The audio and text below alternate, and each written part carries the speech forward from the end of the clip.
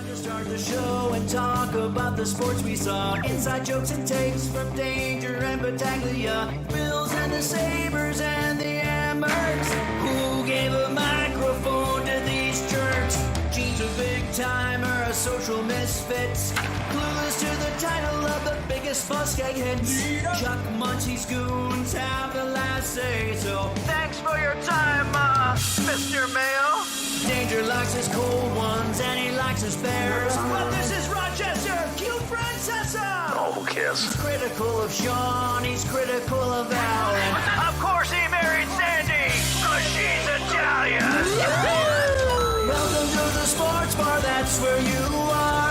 Welcome to the sports bar, that's where you are. Welcome to the sports bar, that's where you are. With Danger and Battaglia. There's only one question we really should be asking about this Buffalo Bills team. Is this the year? Is this finally it? Finally. We still have more than a month of the regular season to go, but the elements are there. We welcome you to the sports bar. Gene Battaglia with you. Mike Danger is off for a few days, as he likes to say, on assignment. I'm not a big fan of that phrase, but joining us today, terrible time Timmy back in the sports bar. Hey, that's me. That's you. And yeah, it must be nice to be a Josh Allen fan and holder. It's okay in sports to admit when you got a take wrong. Because, look, if we got takes right all the time, we would be executives. We'd be wealthy.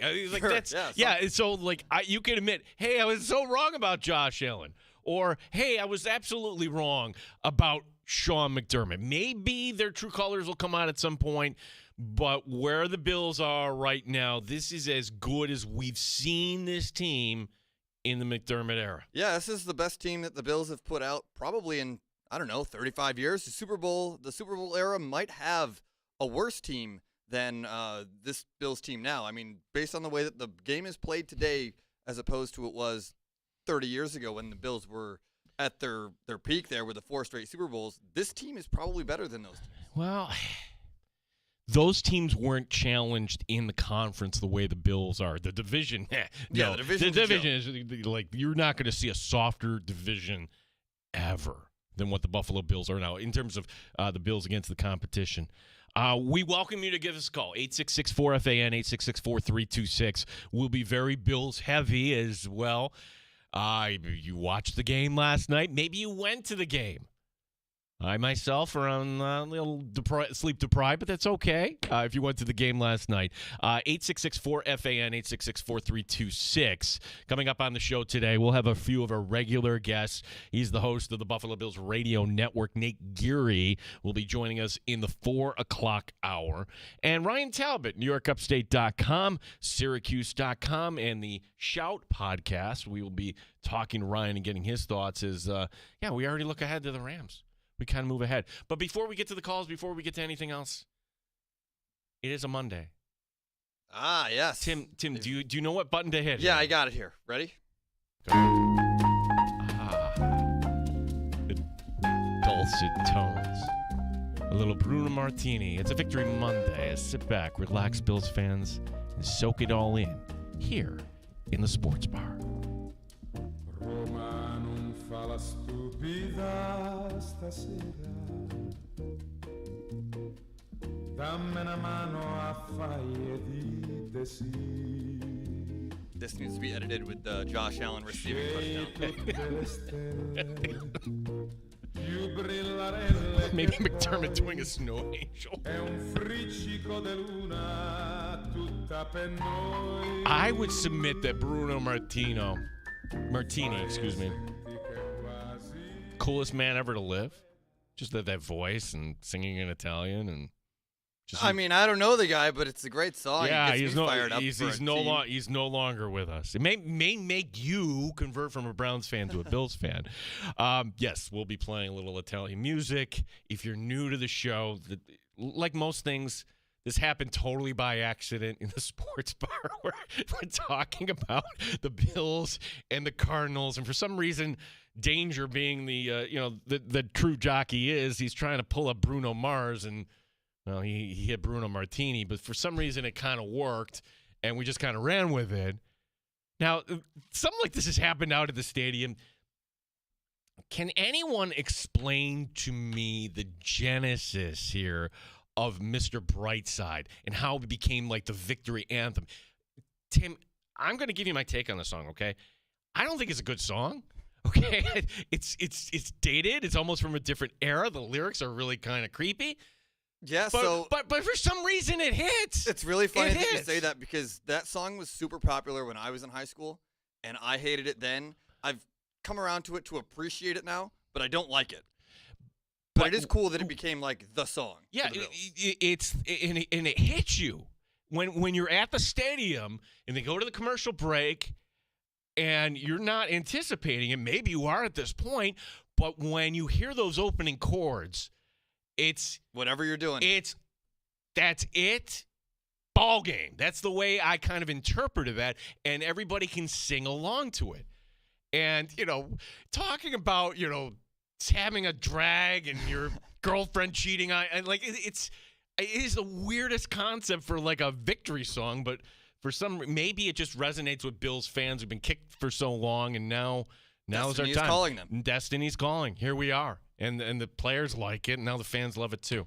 Batting leadoff, as he often does. 866-4FAN, 585-866-4FAN. Tim in San Diego. Hey, Tim. Hey, how you doing? I took a couple bye weeks off, so I need to get back. You need a couple, yeah.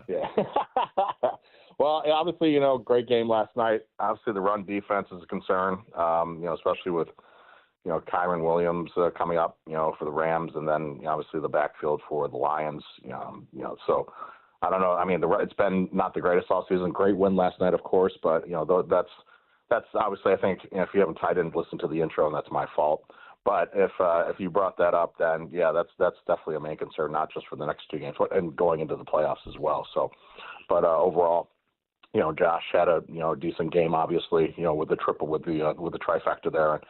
But again, I just really hope that Daquan Jones, and the inside guys at Oliver, they really have to step up if they're going to make a deep run in the playoffs. Yeah, the hope there is that for what may be lacking in the interior of the defensive line, I wasn't expecting to see all-pro Matt Milano out there. How could you? He didn't play in over 400 days. I mean, that's right. It's such a layoff. So he was out there. I got to look up his snap count, Tim, but whole game in dime. In dime. Yeah. So, but he was coming off the field.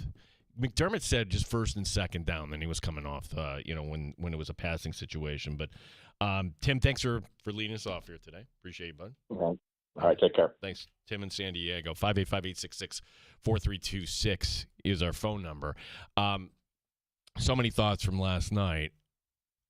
And for anybody, I'm driving back last night. I'm listening to Ryan Hickey, and it's just the tired take for anybody who isn't paying attention to this team that says, wow, I can't take the Bills seriously because it's all on Josh Allen. That was a take from 21, 22, and probably for, the better part of 23 too. But how can you say it's all on Josh Allen when you're just running the ball in the snow on the first series and Ray Davis scores? And then, hey, let me hand off here to Cook, and he's going to outrace the defense. And there's touchdown number 2. I'm not sure how you can say this is all Josh Allen. That is the thing I can kind of give you for. You have a quarterback that's playing at an MVP level, but Tim, it's not just Josh Allen. Yeah, I don't think it's unfair to say that without Josh Allen, the Bills don't have a chance to win the Super Bowl. But the way in which they're winning games, this team is competitive without Josh Allen. They're not a Super Bowl contender without Josh Allen. I don't think that's up for debate. But the way that they're handling their things defensively and the complementary offensive pieces all coming together to help the superstar that is Josh Allen, it makes them winning games by 3-4 scores rather than the nail biters that the Chiefs have had issues with, where you can say the Josh Allen take with it's all Josh Allen, it's all Pat Mahomes in Kansas City. With what Buffalo has going on right now, they are dominant, and Josh Allen puts them over the top in that regard, but it's the defense, all of them, all 11 of them, the offense, all 12 of those guys that have receiving touchdowns or offensive touchdowns. Everything on this Bills team is helping one another grow into the Super Bowl favorite at this point, I would say, that they've become. Yeah. It's also this, too, and it's also a tired thing that Josh Allen turns the ball over. They've only turned the ball over 7 times this season. There's only one team that has less. That's the Chargers with 6. For all it goes right through Allen, but he is protecting that ball. The Bills at a +17 ratio. It made me laugh yesterday, and there was a graphic early in the game, I think before maybe the Bills even had an offensive snap, that Josh Allen had 5 turnovers in the last 4 games, but that was ignoring the fact that he had 0 turnovers the first 8 games. So, you can't have both ways. Josh Allen made, 2 mistakes in was it the Ravens game? Mm-hmm. And that's it. He's been almost flawless all season long. Yeah, Josh Allen, I think right now, the MVP is his to lose. Okay? When it comes to the Coach of the Year, Sean McDermott's not going to win because that's not the way the Coach of the Year works. The Coach of the Year works for the team that was down and out, and here they are, somewhat competitive. It could go to Dan Quinn in Washington. It could go to Harbaugh with the Chargers. It could go a bunch of different coaches. It could go to Mike Tomlin, for crying out loud, if they end up there with 12 or 13 wins, which they very well might. It will not go to Sean McDermott because it never, ever goes to really, here is the best coach, unless something really special happens, like Belichick won it the year they went 17-0, because that's impossible to ignore. My point being, Tim, that McDermott has grown so much this year, and last night, there's always a time and place. 4th and 2, game on the line. You don't want to give the ball back to Kansas City. You let Josh Allen do it. Last night, you're up by 3 scores, and some of the fans were in the stands are booing when it's 4th and 2. No, it's a snowy night. They're not moving the ball. Punt the ball away, and that proved to be the right thing. But last night I was talking to Mike Catalana, Buffalo Plus 13 Wham in the press box. He brought up an interesting point because whenever we get to the cycle for coaches that comes around, okay, and you'll introduce the new coaches in the NFL or college for that matter, and they'll talk about building a culture. That is so easier said than done. And if you need an example of what the culture means, to get players to buy in and go out on a night you really shouldn't be outside, let's be honest. To go out there and play football at that level and to bring back the Marv Levyism of when it's too tough for them, it's just right for us. How do you get from that point? And other teams, I saw it in the 49ers last night. I don't want to say they quit, but you could see, okay. Once McCaffrey went down, they were deflated. They were already handicapped with the snow and the weather, and then they lost their best player, and it was all right, let's just get out of here as unscathed as possible while the Bills ran it up and down their throat and took care of business in every aspect of the game. There were turnovers on special teams. There were turnovers defensively. They looked great everywhere. And that's not even mentioning the fact that Josh Allen had his own hat trick of something that's never been done before. To Tim's point, I mean, we as the media, as a fan base, we're always going to kind of look, okay, what are the things? And it was there last night. Christian McCaffrey run it. By the way, I'm the new masterstroke because I tweeted out last yes, night. I saw You saw that. Wow, he looks like the old CMC. And then the next hand up. Oh, no. Oh, no, the poor guy pulling up late. That might be it this season for Christian McCaffrey. And if he's not in there, I'm sorry. They're not good. That is a team that's decimated by injury. But the point is about the run defense, okay? And the run defense for Buffalo, it's been spotty at times. Now, you're getting Matt Milano back. That can help out just a little bit. But I don't think, Tim, it's too soon to start looking at, all right, the pathway to a championship. And the pathway to a championship is going to be highlighted by teams with offensive lines and running backs, okay? Baltimore, look, they don't look like the Ravens. We all can kind of agree, but that's not a great matchup for the Bills. The Chargers, maybe they get Dobbins back by that point. Yes, I'm going to include the Chiefs on this, and we could talk about the Chiefs and how they look fraudulent almost. Like every week something amazing is happening. They get a W. But when they get Isaiah Pacheco back up and running, they're going to fall into that category too of a running game that you're going to have to pay attention to. But again, I don't think it's too soon to start talking about this, and let me be the first. What if this is the magical season? Right now in the NFC, It's starting to feel like it.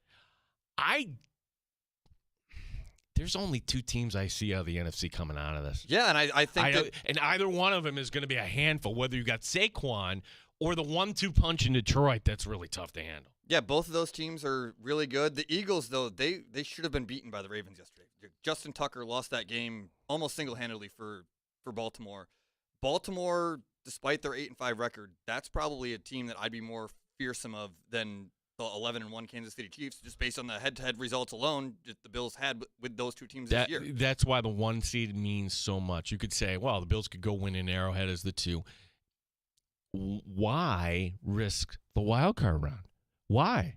You could say, all right, well, maybe we get Bo Nix coming in here in Denver, and they'll be just happy to be here, and we send them on our way. Why would you want to risk anything? Oh, who's to say it's going to be Denver? You could end up with Baltimore as the 7. Could you imagine Baltimore and Kansas City as a 2-7 matchup if the Bills get a 1? I could. Let somebody Let somebody else take care of that business, and then you deal with that, whoever that might be later on down the line. Yeah, it's something. And let's also point out something, too, about this Bills offense that, again, 6 straight games they put up 30 points. For Hickey or anybody else that says, well, it's just Josh Allen. Really? Then he won just give him the MVP award already. 6 straight games of 30-plus points. And who knows? They're going out to L.A. It's a fast track. Maybe they'll make it 7 in a row. They didn't have Kincaid last night. They didn't have Keon Coleman last night. Didn't matter. No, it didn't matter. Even a little bit. There was not one point in that game where any Bills fan was like, man, I wish that, other than them being healthy, of course, no one was like, oh, man, I wish he was there for this specific play, because that would have been a different outcome, and it would have changed the way that the game was played. They handed the ball off. They ran down the field. They did it over and over and over again for the first half, and by then the game was pretty much settled. Yeah, those weren't the 49ers. Those were the Schmorty-Niners. I mean, they were just like, they are so banged up. Those guys that are out there, like Warner's playing like what, on a broken ankle or whatever it is. Like the one play that just kind of epitomizes it, like, oh, here's Josh Allen. Then the second you see Dawson Knox without anybody 5 yards around him, like, oh, I could have made that completion there. That was just kind of indicative of where the 49ers are. But as we like to say here in the sports bar, Tim, you don't apologize for beating an opponent in the NFL. You play who's on your schedule. You handle what's in front of you, and you do it the way that you do it, like they've done it the last month. Then it doesn't matter what they're playing. They have won that game if the Niners were at 100%. Like, that's how good the Bills are playing right now. That the score looks nice and it confirms how good they are. But you put all of those best teams that they've had that may have been shorthanded against them, they're still winning those games. The Bills are so much better than the rest of their opponents right now that it's easy to get excited about what 2 or 3 months down the line might look like. Well, we'll be talking a lot of Buffalo Bills football. Ryan Talbot will be coming up at the bottom of the hour, 4 o'clock hour. Nate Geary, Buffalo Bills Radio Network as well. And time for your calls at 866-4FA and 866-4326. Did I talk to Mike Danger this weekend? This is how fast this league moves, because here we are on a Monday absorbing everything from Sunday. Not just the NFL, how sports moves. My gosh, it's college football Saturday. Michigan, Ohio State. Whoa, Syracuse. Whoa, everything happening. Oh my gosh, let's go back to Thanksgiving Day. What happened there? Oh my. I thought the Bears couldn't have a worse loss than the Hail Mary against the Commanders. But just watching them get the ball with 32 seconds left and a timeout and running just one play. I don't need to rehash all that, but if you're a regular at the sports bar, did I reach out to Mike Danger? So here's the deal. Danger lives on a street. I've known him years before I started doing the show because, well, my brother lives on the same street. So it's Thanksgiving. I can see Danger has his family as I drive by his house there, all the cars there. And we're just kind of sitting down for our meal and like, okay, before we start digging in, let's just kind of watch how this goes. And just kind of like everybody kind of had the same reaction. Like, what are they doing?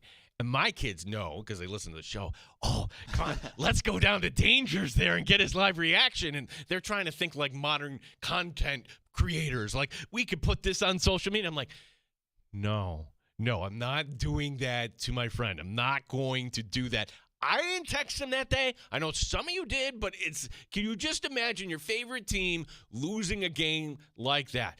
The only difference between 13 seconds and what do you want to call that, 32 seconds was, well, one was a playoff game and the other wasn't, and the Bears aren't going anywhere this year. But in the end, that might have helped the team, Tim, because it got the coach fired. Yes, it did. It took long enough. It probably should have happened 10 months ago. But another clue how dysfunctional they are. Okay, and then I turn on my phone Friday morning, like most of you. Maybe you were lucky not to work. I didn't work Friday, and there's Eberflus again defending his decision. Like, you fool, just own up to it. You fool. First of all, you let your quarterback kind of go out there. Should have been like, no, time out. This is what we're doing, and you listen to me. You're letting it spin out of control, but he didn't do that. So. And then what was it? Like a half hour later after that presser, he got fired. Yeah. Within that morning? Yeah. Why would you let him go out there and do that and then fire him? I listened to the press conference today from the Bears organization, and they said that they had not made their decision at that point, and that they wanted to be the ones to tell him rather than finding out on social media. So all of them have their hands dirty on this because they probably should not have been put on the plane on Thursday night. Fair enough. So. If that were the case, okay, and it's a big decision, right, then you just table the press conference. There's no way, like, hey, you know what, he's not available today. We'll do it on Saturday, or we'll put it at 5 o'clock. And maybe, oh, my gosh, maybe the speculation would have stirred up then. It had already stirred up, though. Like, yeah, as soon as that clock hit 0, it was, he doesn't get back on the plane tonight, right? Or he doesn't get through the weekend, right? Or there's no way he stays with this organization, right? I've read people mention to me that it should be Ben Johnson taking over. I'm sorry, I'm speaking on behalf of Mike Danger, and I haven't talked to him directly about this, but the Bears are so cheap that Ben Johnson's not going to go to Chicago. I'm sorry. Why would he? He'll go somewhere where he's going to get paid, not just happy to be a head coach in the league. That's how you ended up with Matt Eberflus. That's how you ended up with Matt Nagy. That's how you ended up with John Fox, because he was on a second go-around. You hire cheap coaches. Sometimes the coordinator looking for a shot works out. See Sean McDermott. But that is a team that needs a coach with some gravitas. You had a chance at Harbaugh. You didn't do it. I mean, you are the team that you deserve. You are the franchise that you deserve to become. I'm wearing a Johnny Manziel jersey. I mean, come on. I would love if I won my boxed wine bet with Danger if the Bears hired Bill Belichick. That would be exciting. But I don't know if, well, one, it would be expensive. Two, is that a fit for Bill? Is that something that he wants to wake up and have to deal with for the foreseeable future? I'm not interested in that job if I'm Bill Belichick. I'm not interested in that job from this seat right here. Like, no thank you. That can be somebody else's mess to pick up. I saw obviously it's a little more catered because of the locality here, but, like, people are saying Joe Brady. That's exciting, but, like, that's something that he's got to sign up to want to do too. He would jump at that one. And I could see that happening very easily because he could, when this is all done, he's going to have if we're doing like the annual report, year over year for the Buffalo Bills offense, we generated this and we took the turnover ratio and he will have the stats to back it up. He will have recommendations from everybody. Joe Brady's going to be a head coach sooner than you think in this league. We got to get to Ryan Talbot, NewYorkUpstate.com, as Mike Danger's off this week, but that means Terrible Time Timmy helping out here. My name is Gene Battaglia. This is the Sports Bar on the Fan Rochester.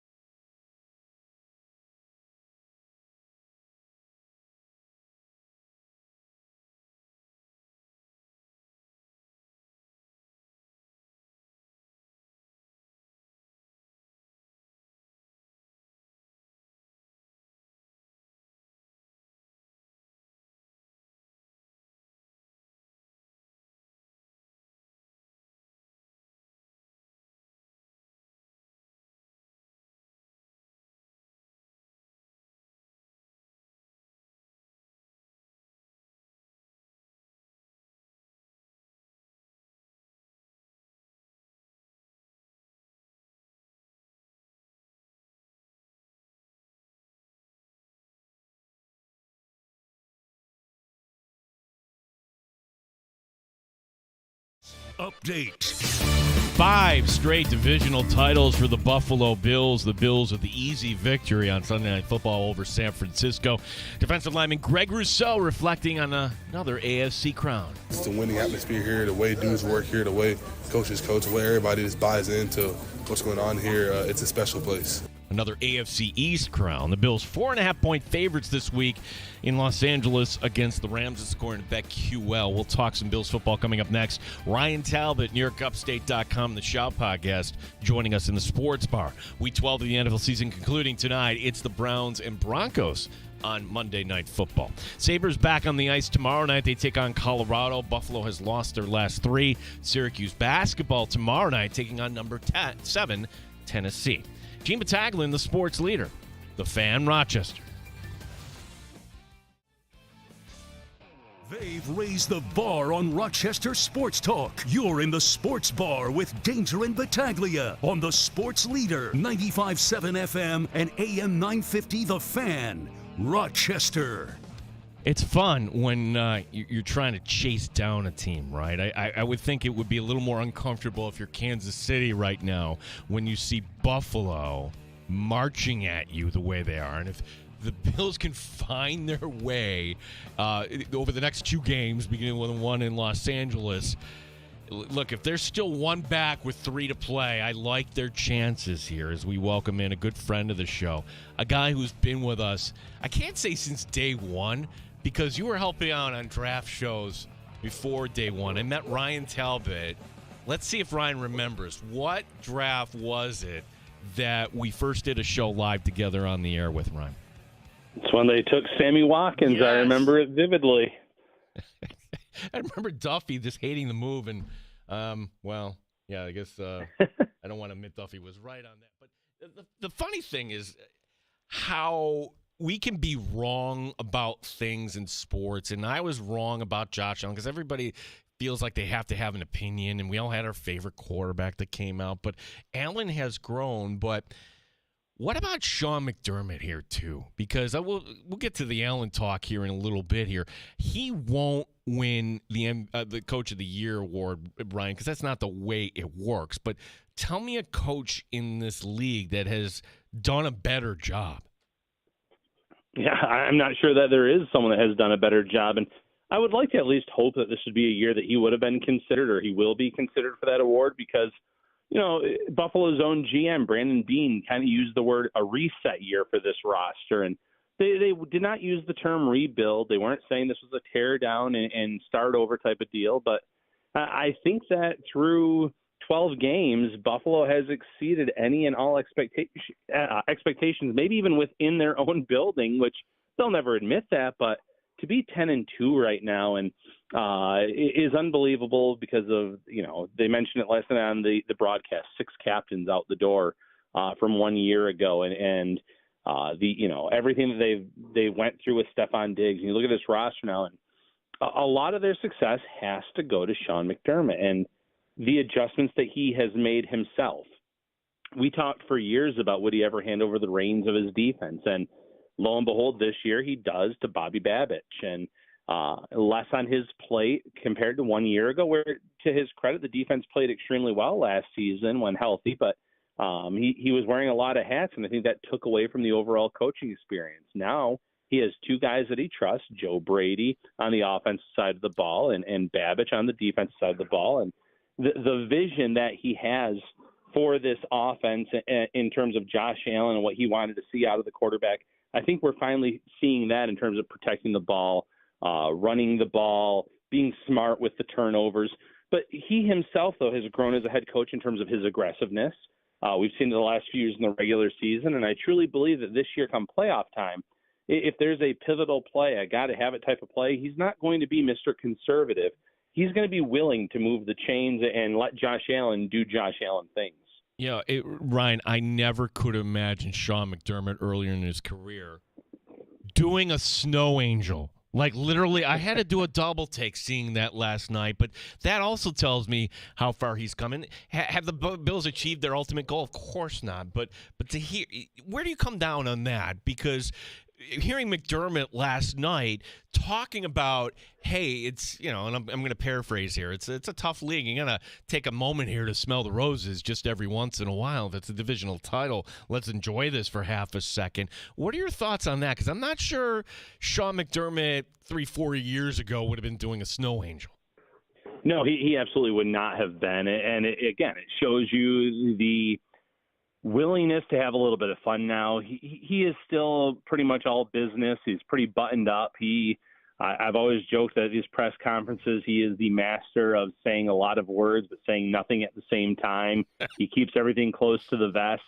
But I think now there's maybe a greater appreciation of this team, this roster, the coaching job that he's done, knowing that in many national pundits were writing this team off this season, and to see them come together and work as a cohesive unit to come to this 10-2 start, to be in the mix for the number 1 seed in the AFC, it speaks volumes about him as a head coach and the growth that he himself has made. Because you're right, a few years ago, never would I have imagined him doing snow angels on the field.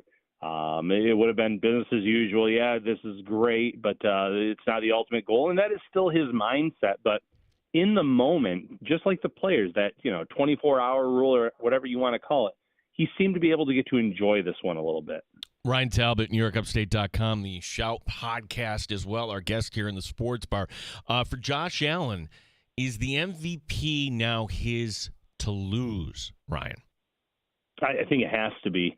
I get the talk about running backs. Saquon Barkley deserves some acknowledgement for that, but it just feels like the running back is the offensive player of the year type of candidate with wide receivers. MVP generally goes to a quarterback that has his team at the top of the conference or near the top of the conference. And Josh Allen, if you look at the overall stat line, it's not going to blow you away compared to maybe a Lamar Jackson and some of these other guys. But Jackson now and his team with that record, I don't know how you can put him in consideration for MVP, where this is a team that could finish 6th or 7th in the AFC standings based on their inability to kind of close out games against really good teams. And then for Josh Allen, I just mentioned the stats don't necessarily match up, but Lamar Jackson's stats last year didn't match up. Allen had superior stats, and it had to do with the seeding. It had to do with the winning. And people, I'm hoping the MVP voters sit back and look at this whole season, sitting now at 10-2, and the fact that he didn't play, almost half the game against Jacksonville. He didn't play pretty much a quarter last night. You take that away because the Bills had closed out of these games and put them away so early that he didn't need to go and do Josh Allen things, pad his stats, be Superman. He's being smart and efficient with the football. He's finding ways to win. And his turnovers, like I said, have never been better. Ryan, you brought up Baltimore and the fact that I still do think they get in, right? But you're accurate in saying they could be the 6 or 7. My gosh, I don't think any Bills fan would feel comfortable about Buffalo hosting Baltimore. It's the importance of getting that 1 seed. So it's a question that we've asked before, and it's going to be the question we'll ask until we get the answer. How would you assess the race here for the number 1 seed? Because I look at Kansas City right now, and all right, you have the toe out of bounds for Baltimore, and you had a weird ending by the Buccaneers in overtime, and you had a blocked field goal against the Broncos that gave you a win, and then you have whatever that was against the Raiders. It just seems, Chiefs fans want to sell you that, hey, they're full of moxie and they find ways. I don't know. To me, it just looks like luck, and it's going to run out at some point. I think so, too. It kind of reminds me of the Steelers a few years ago where they had this impressive win-loss record, and by the end of the year, it caught up to them a little bit. And I'm not saying they're going to lose out the rest of the season or only win 1 or 2 of their final few games, but it would not shock me if they dropped at least 2 more games. The Panthers were toe-to-toe with them a few weeks ago. The Raiders, with the whole botch and mistake at the end of regulation there with a chance to win. They have had a lot of luck on their side. And I get on paper their schedule seems a little bit soft, but they're not exactly looking like world beaters out there. And I could see, for instance, the Chargers really giving them a run for their money next week.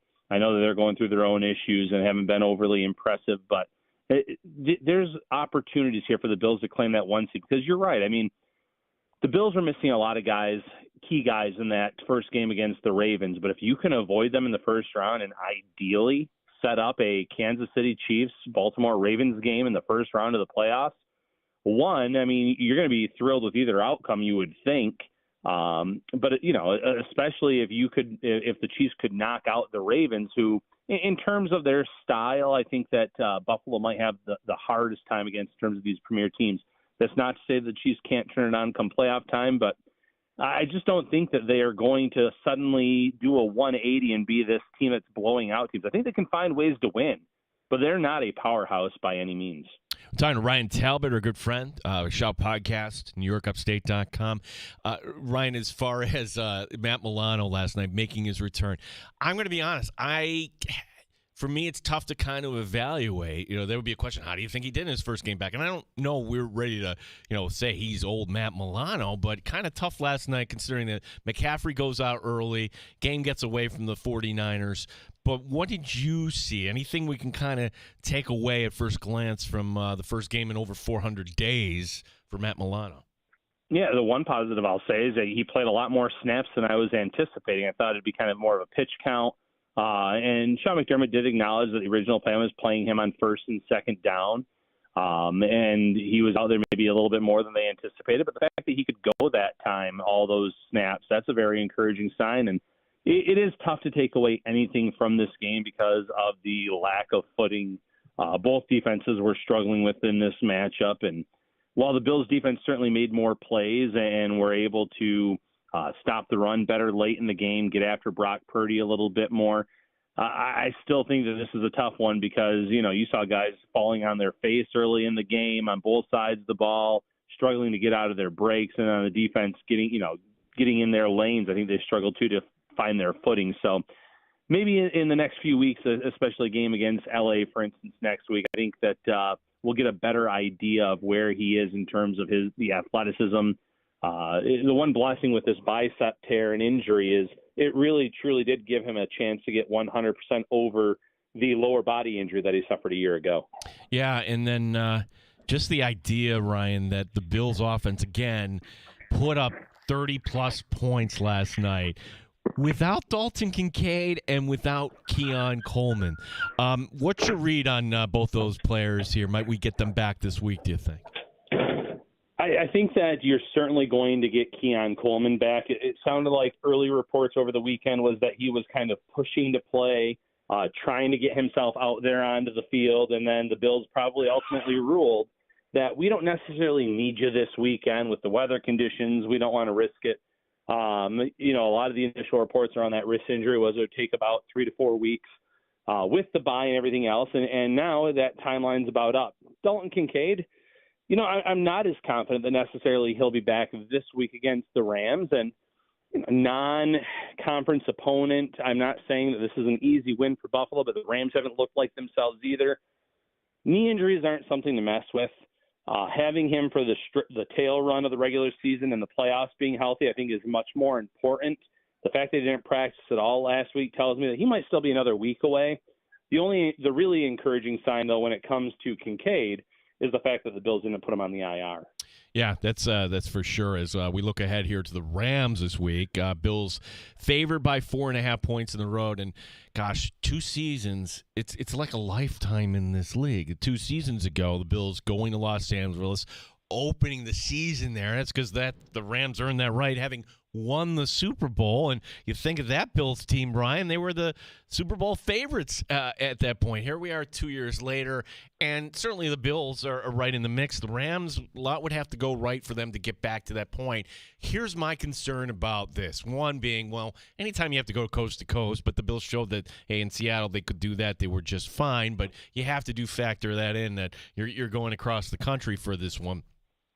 But 2, can Sean McVay get Kyren Williams and scheme him up? I know a lot of fans will be concerned about Cooper Kupp and Puka Nacua, and they're great players, but to me, if there is one player that the Bills have trouble with, that might be the opposing running back. Your initial thoughts here, as we'll have all week to talk about Bills-Rams, but give us your initial thoughts on this matchup, Brian. Yeah, my initial thoughts are Matthew Stafford looks his age at this point. He's kind of had like a Aaron Rodgers type of season where Father Time has kind of caught up to him. And over the years, he's still found ways to be great despite injuries, being banged up. This year, he just hasn't looked the same. And I'm not saying that the Bills are going to go all in against stopping the run and dare Stafford to beat him because he still has the arm. He does have two really good wide receivers. But this certainly, again, seems like an advantageous matchup for the Bills where I can see them getting ahead in this matchup and making the Rams very one-dimensional. Stafford is still a bit of a gunslinger, and if you can make them one-dimensional, that's where the turnovers can happen. That's where the sacks are going to happen, pinning the ears back a little bit. But sure, I mean, they do have a good running back. I would even say a nice young second running back on that team. But the way the Bills have been playing, it's hard to doubt them right now, 30-plus points over and over and over again. And they really do settle in maybe after a first drive or two where maybe the opposing team's able to move the ball and put up points. Ryan, where do you come down on Mr. Brightside? I don't think it's a great song, but you know what? For some reason, whenever they play that, it's like, that's it. That's the ball game. And then everybody breaks into unison. If it happens kind of organically with the fan base, I'm totally behind it. Yeah, that's where I'm at, too. And again, you know, if you really break down the lyrics, it has nothing to do with football and not the most overwhelmingly positive message either. But the fact that the team's been vibing to that song, there was, I can't remember, I think it was Dawson Knox's wedding in the offseason. There was videos on social media of Josh Allen and the teammates all going nuts for that video and really enjoying it. So this is something that they seem to love, and the fan base goes crazy for it too. So, you know, I like that anywhere. And obviously, Mr. Brightside, a lot of teams, college and pro, do that. But you look at the Steelers and how they do Renegade and stuff like that. There are just certain songs where it works, and like you said, everyone seems to love that at Highmark Stadium. Ryan, you're operating on less sleep. Appreciate the time today. And you and Matt, we'll be talking to Matt tomorrow. What is coming up this week on the Shout podcast? When do they drop? And for anybody who hasn't checked it out, we invite you to check that out. Ryan, tell us about the schedule here. Yeah, we're going to do a show later today with some of our Shout insiders. We send out a call to them to ask any questions, and then we pick one or two of them. They actually come on the pod with us. We have a discussion with them. We'll do our Wednesday staple show, and then we'll do our preview show on Friday. So at least three on the horizon. We might have at least one more as well. Robert Griffin III and kind of interacted with us about coming on the podcast. So we may be able to do that one here this week. And talking recently with Chad Michael Murray, too. He's all over TV and Netflix and Walmart Black Friday ads. But we're going to try to get him on the podcast, too, here, as he's an executive producer and on this Bills show or tailgating show that Andre Reed and he are doing in the future. So hoping to have quite a few shows here on the horizon. Yeah, it's going to be, Hollywood's going to – I'm watching how – you know, I guess I get a lot of Chiefs stuff in my Twitter feed. One show I will not be tuning in this holiday season is whatever this Hallmark Channel Chiefs love story movie is out, Ryan. But maybe we get something like that someday on the Hallmark Channel for Buffalo. You know, maybe. And I guess the to the positive of that for Chiefs fans is there's also a documentary on Peacock about the diehard fan that robbed all the banks. So I guess there's some good and bad if you're a Chiefs fan right now when it comes to these TV specials. Hopefully the Bills don't have any of those kind of shows. But, yeah, maybe some Hallmark movies if they can win a Super Bowl here this year in the near future. Ryan, appreciate your the time today. You're the best, and go Fordham. Hey, I always enjoy my time here. Thanks, Ryan. Appreciate it. I did that for Ryan's benefit and for Tim's benefit, too. Two Bonnie guys. Yeah, go Bonnies. They looked all right on Thanksgiving in a loss, and then they won pretty handily on the next day. Looked good in the NIT season tip-off. It's such a long season, I think, college basketball. I think not until you really get to February to see where these teams are at, right? But, yeah, I mean, it's the fun first, right now, the first net rankings came out, and St. Bonaventure is like 50 higher than they're supposed to be. So they're ranked 57th. They're probably a top 100 team. We'll see what happens. We want to invite you to give us a call on the Good Smoke Barbecue and Pub Wingman line, 4FAN 866-4326. Award-winning barbecue from Good Smoke Barbecue and Pub, 135 West Commercial Street, East Rochester, and goodsmokebbq.com. Coming up, we will talk more Bills football next hour. Nate Geary, the Buffalo Bills Radio Network, will be joining us. Tim, there's a lot we can get to around the NFL. There's college football. Can I tell you, like, one thing I was wrong on, too? Sure. Yeah, like the whole college football concept. The playoff? Yeah. I was like, it's going to, well, this weekend is going to be like everything's pretty much decided, the college championships. But once we get to that, I thought it was going to like diminish Michigan, Ohio State. When you see a flag planting thing, I guess that didn't diminish it whatsoever. Crazy. Yeah, crazy stuff. An update, too, on Juan Soto and why I think this isn't going to wrap up anytime soon. Like the report today, I'm like, okay, now we're just getting to silly BS sort of season. Just make up your mind. Because, Tim, honestly, until he makes up his mind, then the whole market's going to get stuck. Yeah, it's not good for baseball a whatsoever. lot like Ohtani, which I believe is a year ago next week. Next week. Right. So we're getting there. We're just not there yet. But Ohtani not represented by Boris. Fair. Boris represented Bryce Harper. Boris, I want to say, was also Machado in that mix too. And that 1 year it lasted until February. It was mid-February. Like, okay, camps are opening. What are we doing? Baseball really needs to kind of control their own message. So, again, time for your calls and some takes coming up next. Danger's off today. You're hearing Terrible Time Timmy in. My name's Gene Battaglia. This is Sports Bar on the Fan Rochester.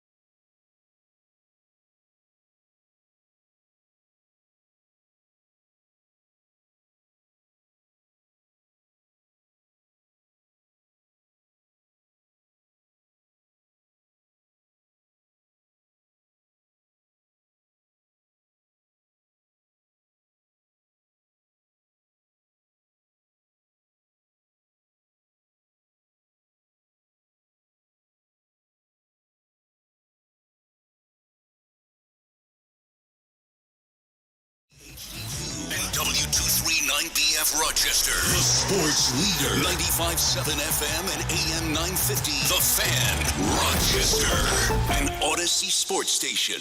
The Fan, Rochester, sports update. This night of December, the Buffalo Bills clinching the division. That's now 5 straight AFC East titles. The ground game working again in that win over the 49ers. Running back Ray Davis crediting the guys up front. The guys up front, our O-line, they set the tone, they set the standard. Without them, we don't really get that far. So to have 5 guys that go out there and just put their hard hat on and grab their lunch pail and just go to work. The Bills 4.5-point favorites this week in Los Angeles against the Rams. We'll talk to Nate Geary, Buffalo Bills Radio Network, later this hour. The Week 12 tonight, concluding with the Browns and Broncos on Monday Night Football. Sabres have lost 3 in a row. They're back in action tomorrow night, hosting Colorado. Syracuse basketball on the hardwood tomorrow night as well, as they'll be taking on number 7 Tennessee. Gene Battaglia on the sports leader, the Fan, Rochester.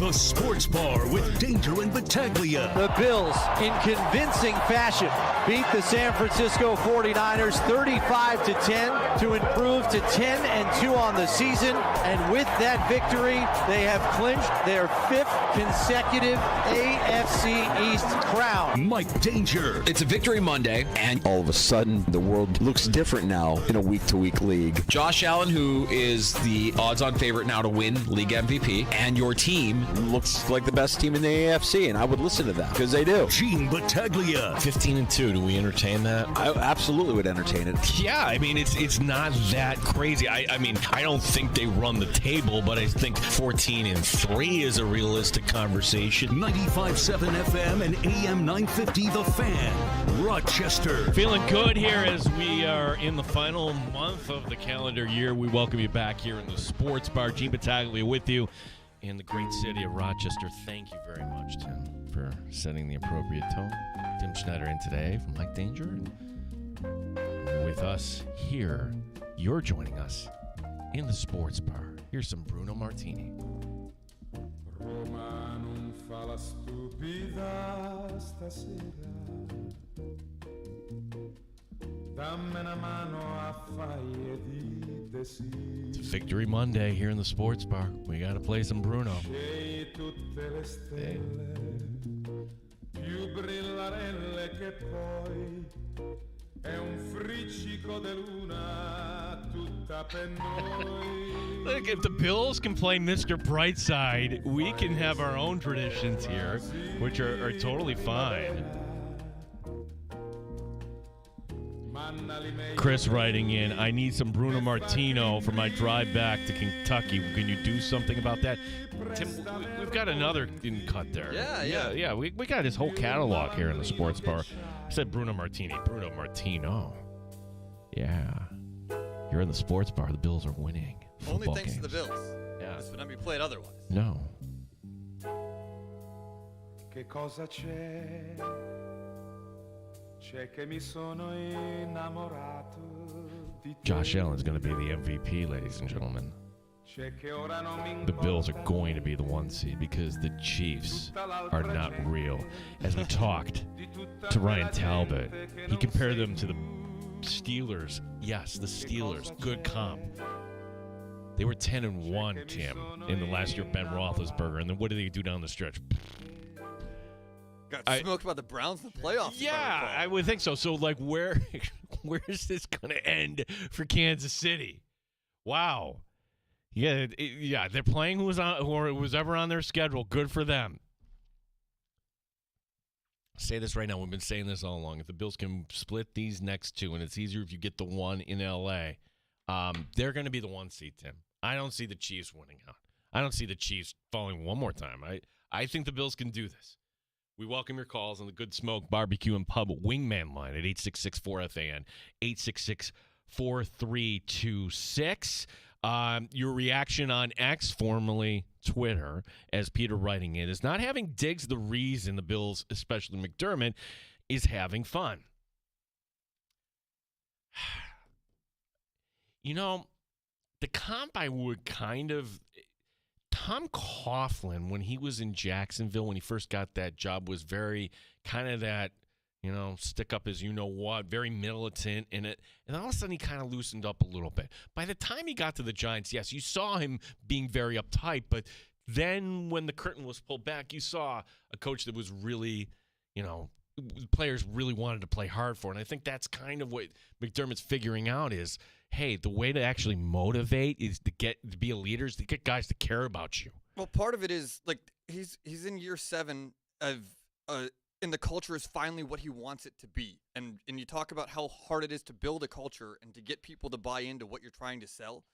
And I think he finally something flipped in there where he has almost everything that he wants, and it's to the point where now everything is else falling into place, where you don't need that superstar to carry over the top other than Josh Allen. Like Diggs was the prima donna, like I'm a stud receiver. They're proving that you don't need that if you have everybody else buying into everything else on the playing field. Going back to Mr. Brightside, a real sports diva, giving us a message here. Mr. Brightside was played at Dawson Knox's wedding last spring. Players started using this as their hype song tradition to play in the second half of Bills games that are winning. I think it's kind of morphed into the not games that are winning. That's it.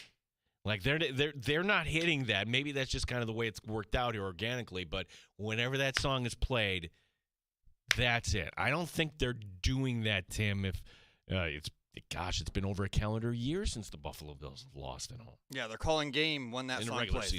That's them calling game on the game itself in that moment. Like once that song plays, that's their celebration prior to the final whistle. Yeah. You can write to us again. Our handle, The Fan Rochester. You can give us a call, 866-4FAN, 866-4326. Our buddy Jim Riley, we'll switch it up here. We'll talk more Bills football here in just a little bit as Nate Geary from the Buffalo Bills Radio Network will be joining us as we'll look ahead to the Rams. We will talk about the status for Kincaid and Coleman, but honestly, does it really matter? They're winning games without them. Be great when you get them back. Again, time for your calls at 866-4FAN. Our buddy Jim Riley from Ballcap Sports, we got to get him back on the show here because it is, finger quote, hot stove season in Major League Baseball, but is it really? I mean, your guy from Cleveland signed with the Cubs today. Yeah, Matthew Boyd took a 2-year deal with the Cubs. Kazoo sound effect. That's not what we're waiting for. These are not the big names here.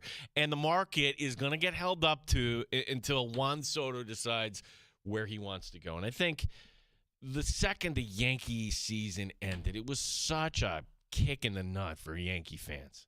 I actually felt sorry for Yankee fans the way that imploded. Like, you don't want, not that they were going to go back and win Game 6 and 7 in Los Angeles, but you don't want the season end like that. You want to say, here you go, here's the championship. But then even after all that happens, you have Juan Soto who didn't give Yankee fans the half beat that was needed. Meaning, you could have waited till tomorrow to talk about your free agency. But you're talking about how excited you were. When you were asked the question in the locker room following the game, all you had to say was, not tonight. We'll talk about that later. Like, it's kind of a funeral for your season. Just be a little respectful to the Yankee fans. And that always kind of stuck with me with Soto. That, that's certainly you could talk about your pending free agency and how excited you are. But after a loss like that, how excited I am should not come out of your mouth in any context whatsoever. I'm sorry. Now the update on Soto. Apparently the Jays are like ponying up here some sort of big offer, which, Tim, not surprising, consider the Jays have this kitty of money that they had shelled away for Shohei Ohtani. yeah, that one. And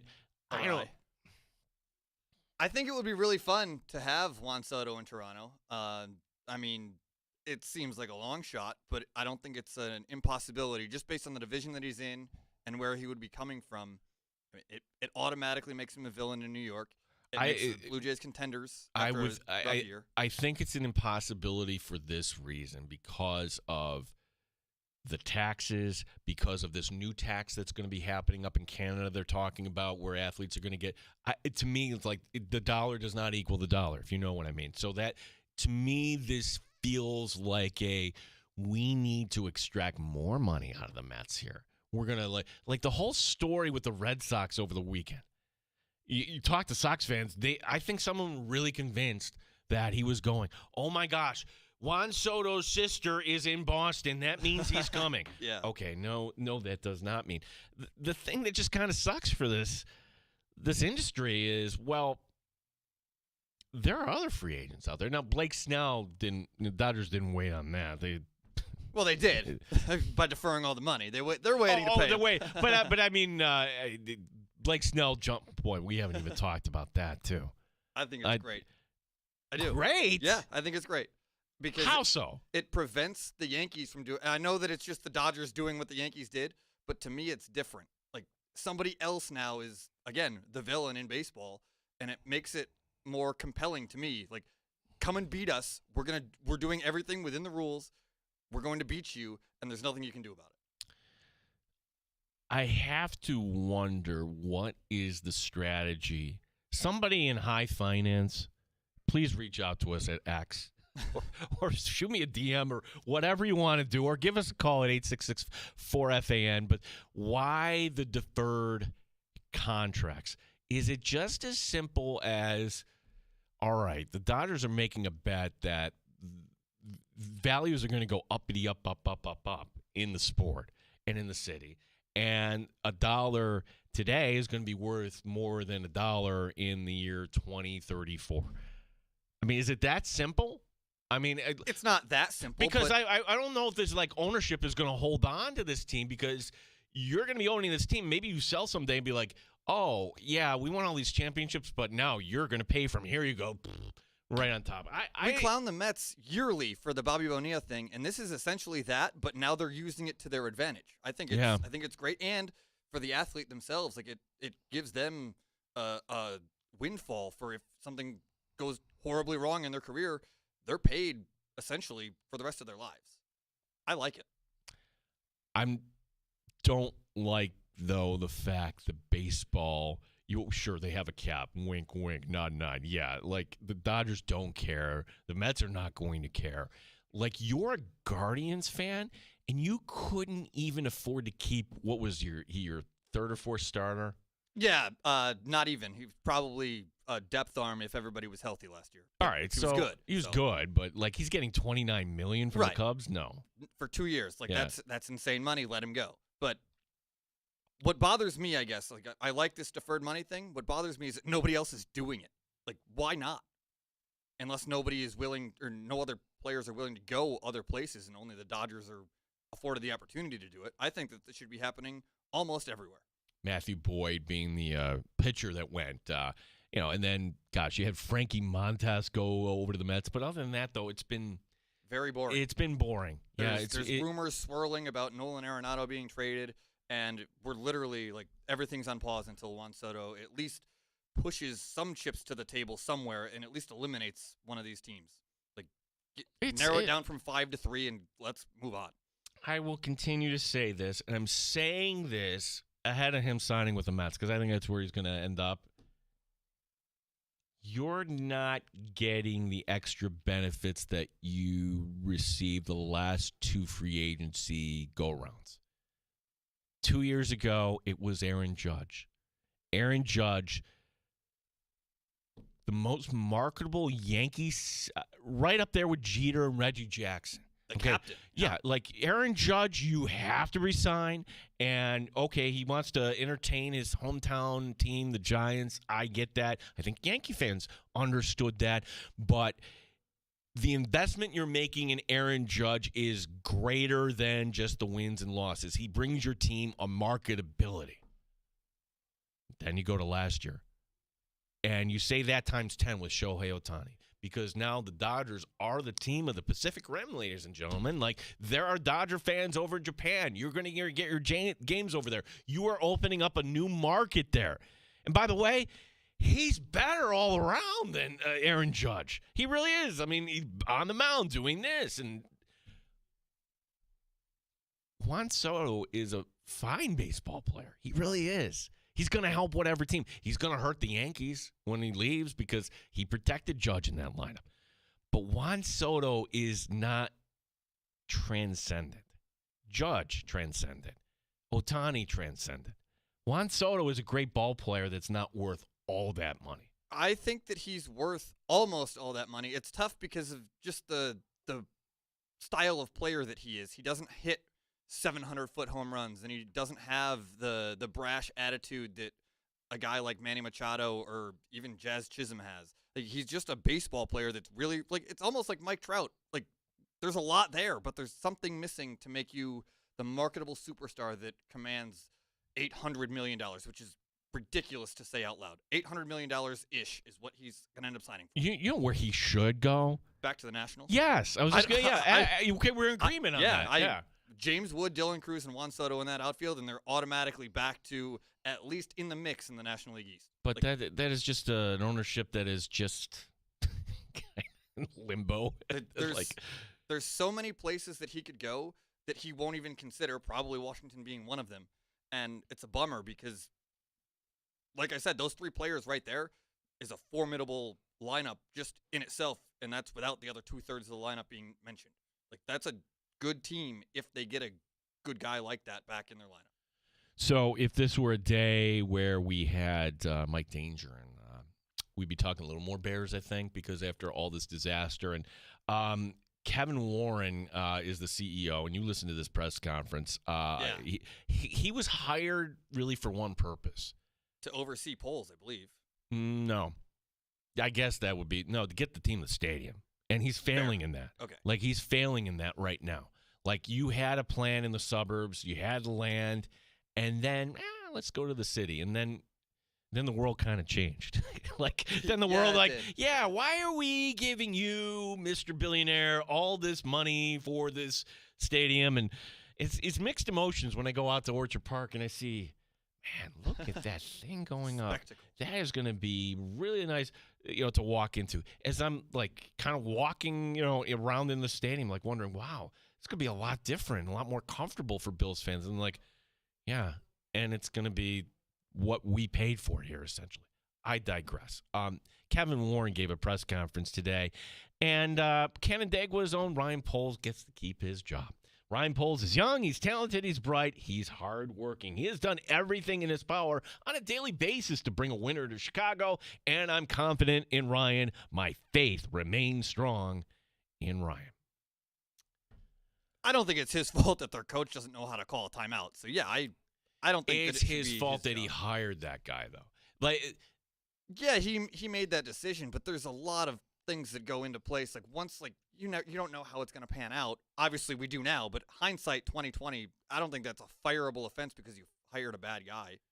It's on him to fix it today, and he did. I would say it's fireable that you did the thing that you or I and anybody could. Hey, we have the number one pick. Who should we take? Well, let's take Caleb Williams. I don't know why I give myself that voice when I'm saying anybody would have taken Caleb Williams. But what do you do after? Did you give him an offensive line? No. Did you give him an offensive coach? No, he got fired. A couple of them got fired. You haven't done the things that are needed when you're trying to build. Did you give him even a veteran quarterback to bounce ideas off of? No. You gave him some Division II superstar in Bajan. There are so many things that Ryan Poles did wrong already in the development of Caleb Williams that it's kind of set him back a little bit. And I would just ask this question. Anybody wants to join in, 866-4FAN. The GM who screws it up the first time when he picks a head coach, but then somehow magically gets it right on the second one and everything's all good. Normally, that's why GMs don't get to pick a third coach. You're already gone by that point. Right. And I think I don't think that Poles is in a great position, but I think that where the Bears are as a franchise right now, you cannot tear it down all over again, especially because of what the situation is with their rookie quarterback. He's already, in theory, 3 offensive coordinators in 2/3 of a season. That's a tough spot to start your career. You've got to build upon that, not tear it all the way down and restart all the way over. When the Bears name Bill Belichick as their new head coach, I hope we are on the air at that time. We are on the air and hear dangers. I want to be there. I want to see his reaction because at first he'll be pissed and then he'll realize we've never really had a coach like this. Stock and Clorox will go way up. like honestly, like Dane Drew should be excited about that. I don't know if that would happen, but that's really what they need. They cannot go with the okay, I'm a coordinator. I'm going to cut my teeth here, and I hope this all works out. And I have like the exception being the guy in Detroit, but I don't know if he wants to go to Chicago. He's going to have other opportunities. But is there a veteran head coach that you could bring in, and like Pete Carroll, say for instance? Would Pete Carroll work in Chicago? That would be dicey. I think that would fail pretty miserably, honestly. Like it's he stepped down from Seattle for a reason, and it's not the same reasons that Belichick left the Patriots. It's just it was old and it was time, and the game hasn't passed him by, but it's a different era, it's a different game, and I don't know if he has the personality to deal with this day and age's players, especially a guy like Caleb Williams. I am just amazed how the solution was right there. It was right there. Jim Harbaugh is coming to the NFL. And Jim Harbaugh could have very easily have been the Bears head coach. The fan base would have eaten it up. He would be light years ahead. Yeah, Harbaugh had an opportunity to go there, and he opted to go to the cushy area of Los Angeles, and he's having success there outside of being able to beat his brother. He's looked good in a spot, probably going to make the playoffs in the West there, and I think that Harbaugh absolutely would have turned or been a great first-year coach for first-year Caleb Williams, but it didn't work out that way. Good Smoke Barbecue and Pub Wingman line. Brad joining us. Hey, Brad, what's going on, buddy? Hey, Vrabel is the guy who should go to Chicago. Simply. He's hard-nosed. He'll change culture, and if they allow him to bring a good staff with him, you're going to change the whole culture of that place to actually winning.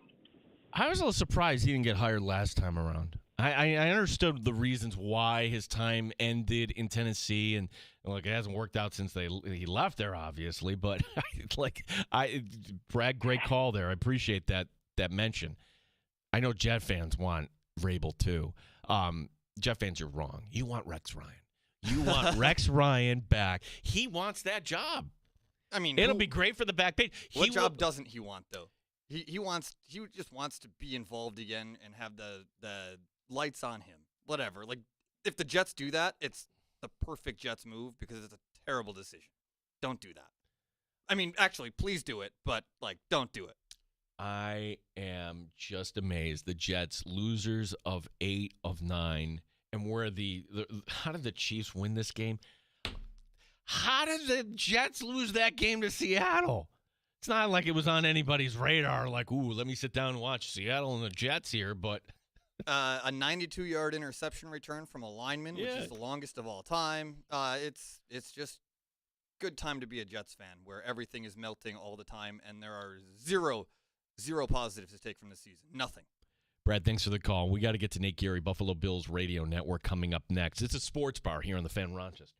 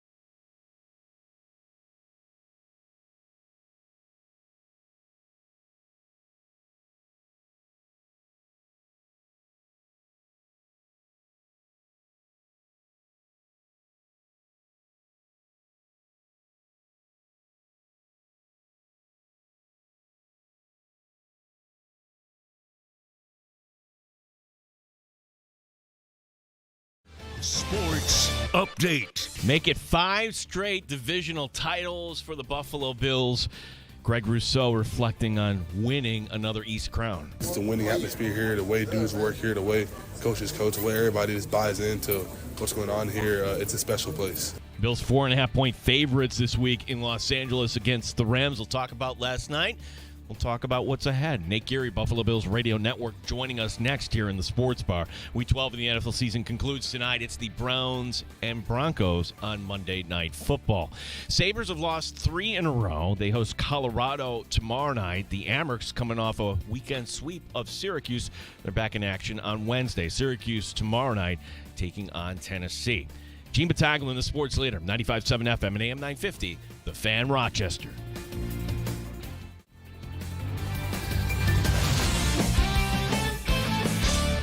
Neat or on the rocks? It's the Sports Bar with Danger and Battaglia on the Sports Leader, 95.7 FM and AM 950 The Fan, Rochester.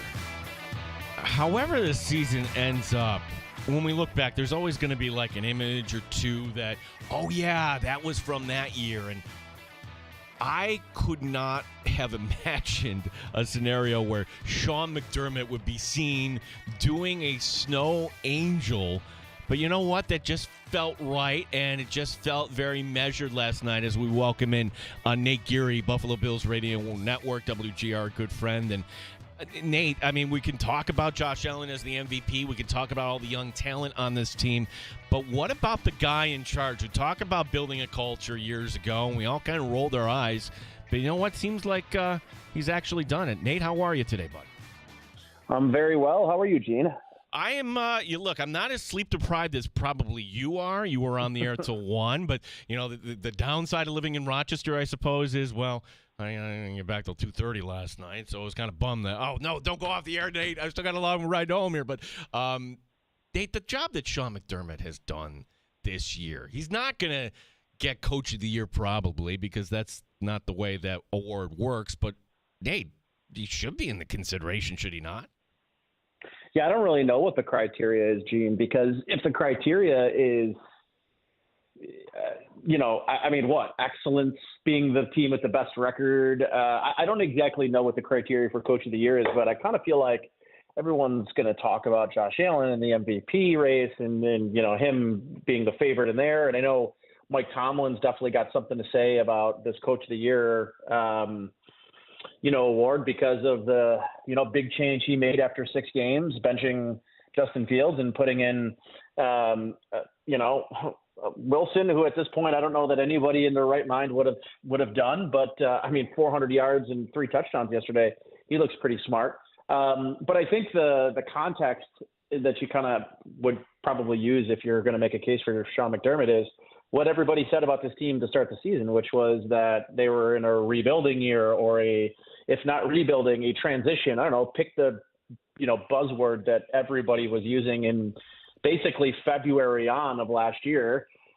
And it's kind of hard to argue that he doesn't have a really strong resume for it. I mean, he still has Josh Allen, of course, and that really matters. But the pieces he lost offensively, obviously led by Poyer, Hyde, and Tre'Davious White, and on offense, the Diggs, I don't have to go through the list. Everybody knows the list. It's just, I think them having the most success they've had in his tenure, considering the losses they sustained, I think has to be in consideration. And we'll see where this thing ends when it's all said and done. If the Bills end up, 15-2 and have the number 1 seed, I think it's going to be very hard to keep that award from not going to Sean McDermott. So you heard last night Josh Allen make reference to this, and I guess just moments ago when McDermott was doing his Monday Zoom with reporters, it's on the table. The Bills are saying, yeah, we're going for this, the number 1 seed there. Nate, explain to folks who might say, well, what difference does it make here? Because you could technically, I guess, if you wanted to, just kind of settle in, take the 2 or 3 and rest players against the Jets or Patriots, and it does not matter. But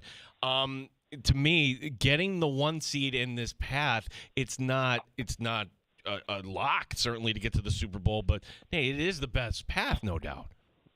It's the best path. How about this? Let me put this in perspective. If the Bills had the number 1 seed instead of the 2 seed last year, they probably play that home game against Kansas City without having to put A.J. Klein on the field. Because if you remember in that game, Terrell Bernard leaves the Pittsburgh game. Christian Benford leads the Pittsburgh game. Rasul Douglas can't play in that Pittsburgh game. And then he is, kind of a shell of himself in the Kansas City game. So right there, I think it just goes to show you that extra week of rest really does matter. And listen, if the Bills can get into week 18 with a tied record, if they're both at a 2-loss or 3-loss record, the Bills can put their starters out there for the first half, get a lead in New England, and then play Mitch Trubisky for the second half, coast in, and get yourself a full week break.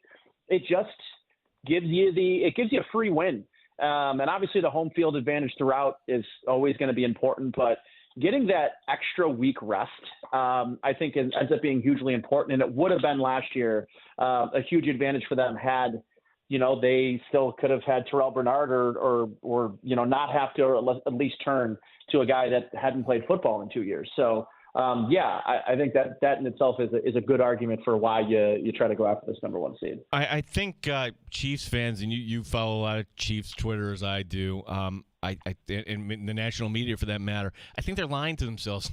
They're Nate. I'm of the opinion that if you think that it's just moxie and this is a team that knows how to win, and I don't know if just like a toe out of bounds or a blocked field goal or whatever the Raiders, whatever you want to call that was at the end of that. Law of averages, is this not going to catch up to the team the Bills are trying to chase down here? I think that it will, because anytime you play games like this, you give the opponent an opportunity.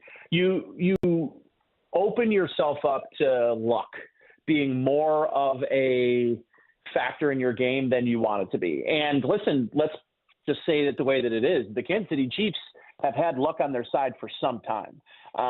And whether that's in Super Bowls, whether that's in the playoffs, whether it's in week 1, they've had injury luck. They haven't really seen big injuries to key pieces like Chris Jones, who's been healthy throughout, Travis Kelce and Patrick Mahomes. And on top of that, you mentioned some of the examples of the games just this year that they've been very lucky.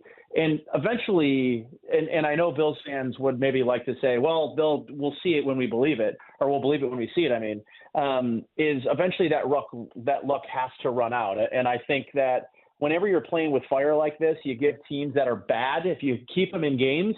The NFL is the kind of league that these guys are good. Even the bad teams are still very good. It's why the argument about, the best college team could beat the worst NFL team, and nobody actually believes that, right? I mean, I think what it comes down to here, Gene, is at the end of the day, they are not going to be able to play that way against Pittsburgh, against, I think, the Chargers again, who the Chargers really had them up against up against the ropes in their first matchup. And obviously Denver loses on a game-winning field goal block. So I think for me, those 3 teams easily could have gone the other way, the 2 teams, the 2 division battles. And with those 3 in hand, if the Chiefs continue playing the way they do, it would not shock me at all if they lost 2 or 3 of those. Nate Gary, Buffalo Bills Radio Network. You hear him on the pregame, halftime, and then he takes your calls on the postgame show. Sure do. Yeah, that was I saw Bradsky post. I didn't get to hear that in real time, but you took some calls last night there, Nate. Yeah. People really were just excited about the Sabres after that game, I guess. I don't know. But yeah, there was some characters after the game last night, which is what you're going to get on a, home primetime game. Everyone's, using liquids to keep themselves warm, and sometimes that's the result. Huh? Yeah, when they're using them all day too, and then when you get to that point, sometimes the judgment isn't as great when you pick up the phone and call your favorite radio station. Nate, what are your thoughts on Milano? Because I didn't think we'd see him that much last night. I haven't seen the official snap count or anything like that, and it's also kind of hard to get a read when, well, let's be honest, I mean, the Bills kind of pulled away there, and it wasn't like, when McCaffrey goes out, we're not kind of getting a full evaluation, but Matt Milano, where he's at right now and what he can kind of bring here, what you're hoping for here when we get to the playoffs.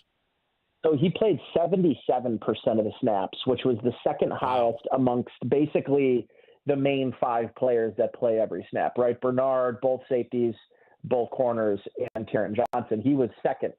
Those guys were all tied with 100% of the snaps, and then he came in at 77%. So there was no easing him in. There was no, hey, there's a pitch count. How they maybe played Trey White a couple of years ago, I know was being talked about as maybe a method, like, hey, they're going to throw him out there for the first 2 drives and then he's done. No, they just threw him out there. And listen, I mean, it's not an Achilles, it's not an ACL.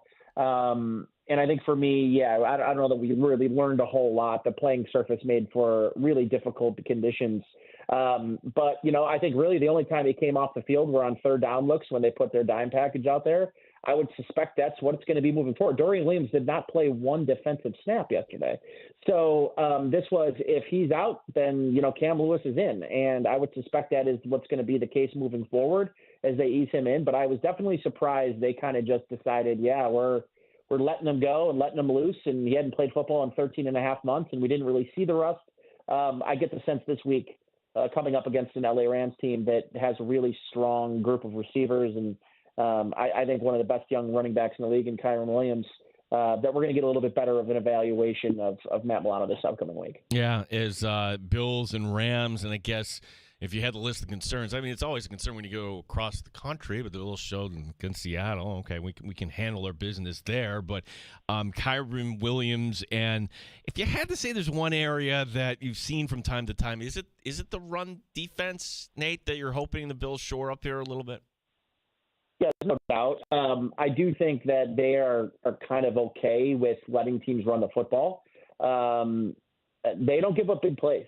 So if you're going to turn around and hand the ball off, they think that more times than not, even if they give up a big play here or there, that they're going to, keep you in 3rd and mediums and 3rd and longs and force you to, make plays on 3rd down. And I think we saw that a lot yesterday, which was a couple of big plays here, a couple of big plays there, and all of a sudden a 3rd and 7, 3rd and 8, and the ball's, either getting punted or, there's a tough decision to make on the other sideline. So, I think when I look at it from that perspective, it's, I think they're 31st in the NFL in yards per attempt given up. But at the same time, they're 10-2. How much could you really look at it? And I think it's a very different game in Baltimore if you have one of Milano, Bernard, or Terrence Johnson, but instead you didn't have any. All 3 of them were out in that game, and that Oliver, I believe, didn't play in that game. So, it'll be nice. Listen, I know a lot of people are talking about that not being a good matchup for the Bills, and I'm not here to tell you that I think a couple of players change that, but I do think I'd like the Bills' chances getting another shot at Baltimore if all 3 of those guys were healthy. Nate, we can talk about what's ahead because you can't ask this question to McDermott or a player or anything like that, but the Lions in 2 weeks, and even if the Bills lose against the Rams, which I don't expect them to, but that will be billed as a Super Bowl preview. Your initial thoughts on that? Because honestly, if I had to kind of choose, and again, we can kind of do this here in this kind of fantasy world here. We are allowed to do it. That's right. We're allowed to do this. I'd almost rather take the Lions than Philadelphia at this point. Yeah, listen, the Lions are really banged up on the defensive side of the ball. They're scraping together pieces. They're having a tough go of it. I get it, Philadelphia and Saquon Barkley, but I don't think their defense is all that good. I know they really slowed up the Baltimore Ravens yesterday, but that's a defense that in large part this year I think has been really up and down. They're aging at the cornerback position. I'd be good with either team. I'm excited, obviously, with the Lions. I think that's a true measuring stick game for the Bills, whereas I know Kansas City wanted to be that, and maybe last week. To me, the real measuring stick game is going to be this game in Detroit, 4:25 national window game. Like it's got a lot of hype. And listen, I think it'll be interesting because this Rams game, I think, is going to test their new, implementation style defensively. And what I mean by that is this has been a team that has always overly supported their boundary corners. Basically, this Bills team said, we're going to make sure teams don't get us beat on the outside. We're going to make sure there's bracket coverage, there's help over the top. And we believe that our safeties and our middle linebackers are so good in the middle that we're going to close the middle of the field off and try to funnel everything just to make sure that what we want to do is support the boundaries as much as we can because we believe that our linebackers and our safeties can be put on an island. Now it's been sort of switched where I think they have the best duo of boundary corners they've had under Sean McDermott. Those guys are getting put on an island more than I can really remember any time under McDermott, right? We're seeing more man coverage than we ever have. They're the number one team in EPA per play in man coverage in the NFL. If you would have told me that 3 years ago, I would have called you crazy. In a Sean McDermott defense? No. We know that he likes to run zone. Well, this is a defense that's running more man and having tons of success doing it.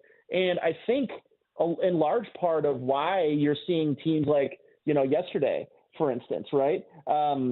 You have George Kittle have one catch for 7 yards. The week before, when they played Kansas City, Travis Kelce did almost nothing in that game. And I think what they're able to do now is say, because we can leave those corners on the outside on an island, we can really focus on reinforcing and making sure that our young safeties that don't have a ton of experience in the starting lineup are protected and don't get beat over the top. We can make sure that we're doing what we can to insulate Dorian Williams when he's on the field, so on and so forth. So I think what they've done, this will be a true test because I think the Rams are going to be the best team they've faced this year at actually being able to get after teams on the boundary with two really good receivers that I just don't think they've played yet.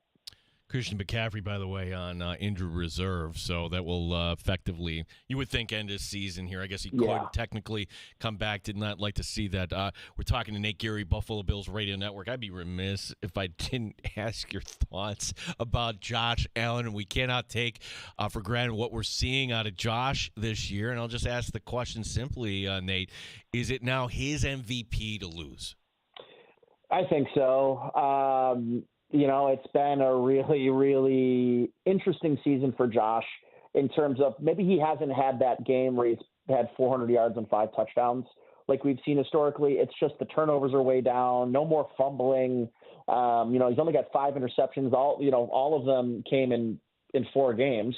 So I think for me, it's what he's done to elevate his game. I think Joe Brady's really complimented him well and what he does well and getting the ball a little bit quicker. Josh has always been one of the guys that are last in the league in terms of total time from snap to ball release, right? Like he's the guy that likes to hang on to it. And he's way more closer to the middle of the pack than one of these guys that just sits around and hangs onto the ball so much. And I think a lot of that's getting Khalil Shakir involved in the screen game and getting the ball out of his hands quickly. And I think it's been a really good and strong marriage. So yeah, I think a lot of this has to do with, a lot of the actual Joe Brady offense that we're seeing now this year.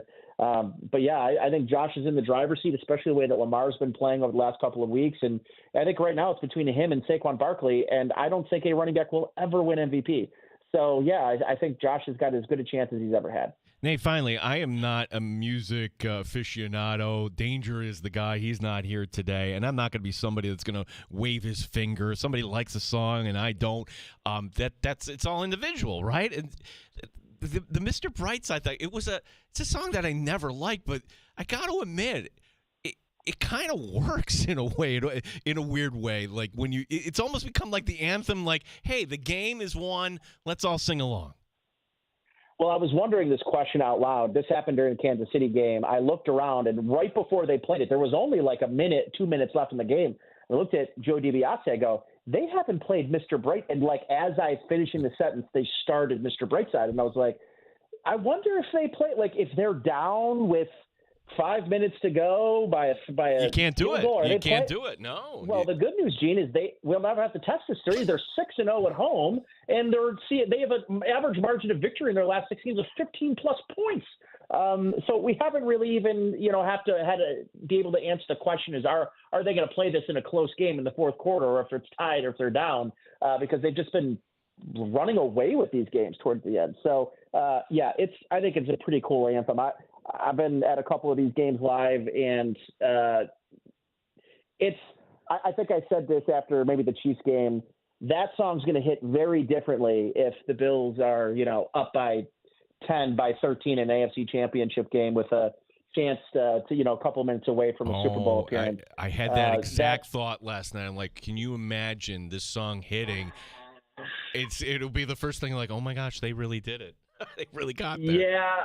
I think I think when that happens, if that happens, that the Killers might have to consider, refilming the music video to a sing along at an AFC Championship game with the Bills, because that would just be really cool. Yeah, I think it's a really cool thing that happened organically, to be honest. Which I think like the pregame, where would you rather be, and like all of this stuff that they do. I love the pregame ceremony now. The bringing in a former player. I don't know whose idea it was. It felt also sort of organic, just like this was.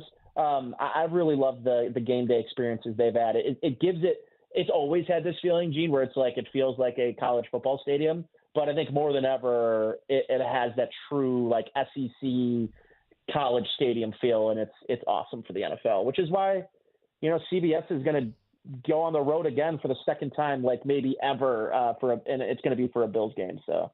Well, Nate, I want to congratulate you. And I mean, the playoffs are coming. Maybe you get another primetime game. That's always possible. But at least now you'll be able to take calls, and it won't be past midnight.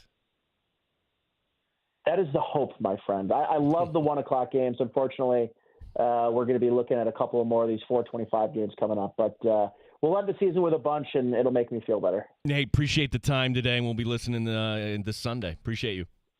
Sounds good. Thanks, Gene. Nick Geary, Buffalo Bills Radio Network, our guest. As how often in this era of Buffalo Bills football, we usually even after a win, you're nitpicking, you're complaining about something. I can't believe McDermott did this. I can't believe it's a stretch based on what, one 18-yard gain by Christian McCaffrey in this game. Talking about the run defense, and he got hurt on it. That's the play that he got hurt on. He gets the handoff the next time, and you wonder did he get hurt on the run, or was it all of a sudden he's like, wait, this isn't right. And he just sits right down. It felt like when he got tripped up there, it probably had I don't know. I'm not a doctor by any stretch of the imagination, but the conclusion of that play followed up 30 seconds later by him going down. I don't think he got hurt cutting to take the ball in the snow. I think he got cut on the run prior. And if that's the only thing that went wrong yesterday for the Bills, is that they gave up a first down, things are going pretty well. We have time for your calls. We call it happy hour. If you're nice, we'll play some Italian music. Of course, we're going to play some Italian music. It's a Victory Monday. Have to here in the sports bar. Terrible Time Timmy is in for danger today. Again, our phone number is 585-866-4FAN. The Good Smoke Barbecue and Pub Wingman line, 866-4326. This is the sports bar here on the Fan Rochester.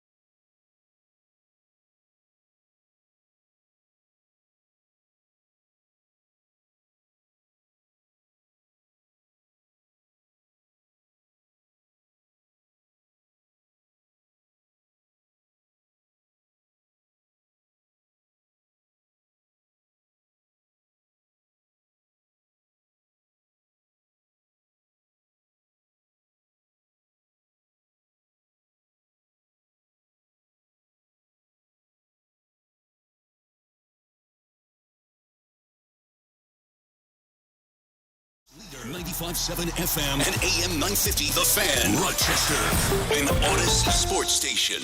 The Fan, Rochester, sports update. The Bills are back in the postseason. They will be hosting their first playoff game, that by virtue of winning the AFC East again. The ground game in the win over the Niners working. Running back Ray Davis crediting the guys up front. The guys up front, our O-line, they set the tone, they set the standard. Without them, we don't really get that far. So to have 5 guys that go out there and just put their hard hat on and grab their lunch pail and just go to work. Meanwhile, on the other side of the ball, Niners running back Christian McCaffrey goes on IR today. Jordan Mason, running back, also going on IR. He's got a high ankle sprain. The Bills 4.5-point favorites this week in L.A. against the Rams. Week 12 of the NFL season concludes tonight. It's the Browns and Broncos on Monday Night Football. Sabres are back in action tomorrow night on the Fan. They take on Colorado. Syracuse basketball tomorrow night, taking on Tennessee. Gene Battaglia, the sports leader, the Fan, Rochester.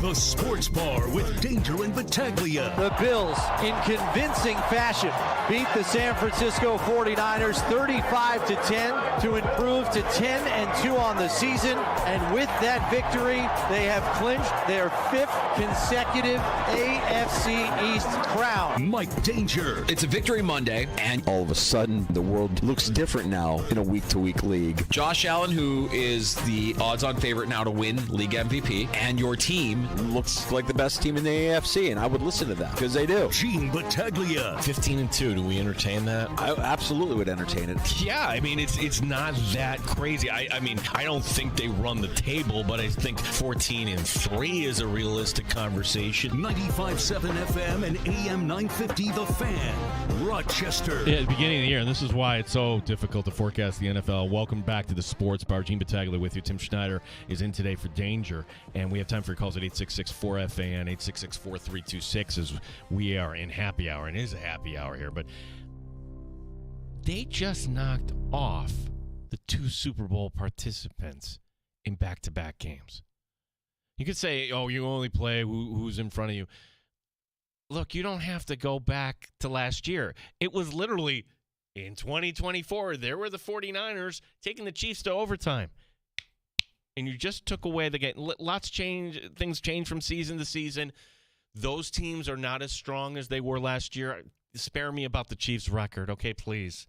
All right, our eye test tells us something, okay? That is a team right now that can be had.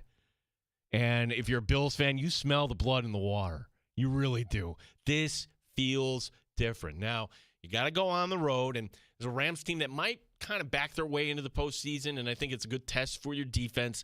But if the Bills get back Keon Coleman, I'm not so sure on Dalton Kincaid, but I don't see any reason why the Bills can't simply outscore the LA Rams this week. We got lots of time to talk about that. If you missed the show already, we talked to Ryan Talbot, NewYorkUpstate.com. We talked to Nate Geary from the Buffalo Bills Radio Network. And look, what do we do here on a Monday, Tim? You know what we do. We celebrate. As only we can in Rochester, New York, with some fine Italian music from the tones of Bruno Martino. We appreciate you, Bills fans, listening to the Sports Bar. Roma non fa la stupida stasera. Dammi una mano a fare di desì. Is he singing this with a cigarette between his 2 fingers? Feels like It's like maybe one in each hand. or is it the martini glass that Bruno Martino is holding? Double darting it, wondering when Josh Allen is going to score again. Josh Allen, 3 different ways he scored last night. Josh Allen hat trick, a new thing in the NFL. That credit Amari Cooper too. Like, he's getting into the swing of things there. That play's going nowhere. And let me just kind of pitch it. Now, don't anybody get any crazy ideas here. We don't need all these laterals and and everything else, but that certainly worked. I do wonder why that's not a thing more frequently, especially that close to the that's a dead play. That was a 2-yard loss in the making, and the awareness for both of those players to connect at the same time and have it end up in the end zone, wild. That's it. A little Italian music here for you on a Victory Monday. Hey, things are looking up. We mentioned in the update, too, boy, if you're the Niners, and look, has there been a team? You go back to Ayuk, and I guess Ayuk kind of, I don't want to say he did that to himself, so it's not beneficial when you're missing training camp and everything else. But now Christian McCaffrey on IR, Jordan Mason is on IR. We will be talking tomorrow with our buddy Michael F. Florio, Bills fan. He works for the NFL Network. Talk some fantasy tomorrow. Matt Perino will also join us tomorrow. Michael Leone, Rochester Americans head coach, tomorrow. Went to the Amber game Friday night, Tim. There's certain things you just got to go out and you got to do every so often. You got to get to an Amber game. You got to get to a Nighthawk game. You got to get to a Red Wing game. You got to get to an RIT game.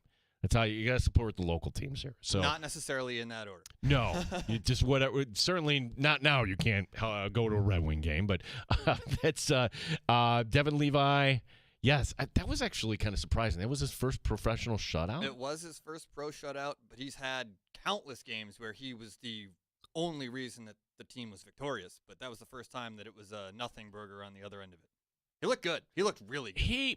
I was there. He was good, but it wasn't like Syracuse was really testing him. Yeah, there's something there that could be said about what he's doing right now. Just coming down, having to earn that spot back up in Buffalo, getting the playing time, becoming the superstar that he's been anointed prior to even taking off his Northeastern jersey.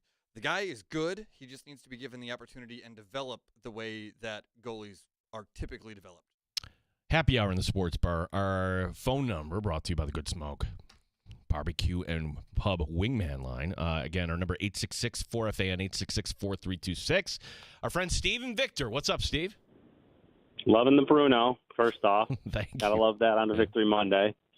Secondly, I don't know if you're familiar with Division II college football, but Slippery Rock University, I'm a proud alum, they had a little hook and ladder play for a 2-point conversion on the win, and it reminded me a little bit of the Josh Allen pitch with Amari Cooper. That's probably, I'm not familiar with that play, but I'm guessing, Steve, was that a design play? It was a designed, yes, it was a design play. I got a feeling it might be a thing coming up here. Hook and ladder, short yard situations. Right, or now at least that'll get teams like, okay, maybe we got to kind of back off here, and the receiver there doing a little hook, but that was totally not planned last night, which kind of made it special. And I kid you not, Steve, not to bore you with the details because nobody cares about my fantasy team, but we have a fantasy league here in the station. I'm playing Kim Coffee last night, okay? Kimmy from the break room does RIT hockey. Don't I lose on that play? I'm going up against Josh Allen. I'm way ahead. And that counts. That was 2 touchdowns in one play in fantasy. Like, when was the last time that happened? Tough pill to swallow. Yeah. I can't remember. Yeah. Thanks, Steve. Appreciate and congrats to your Slippery Rock team.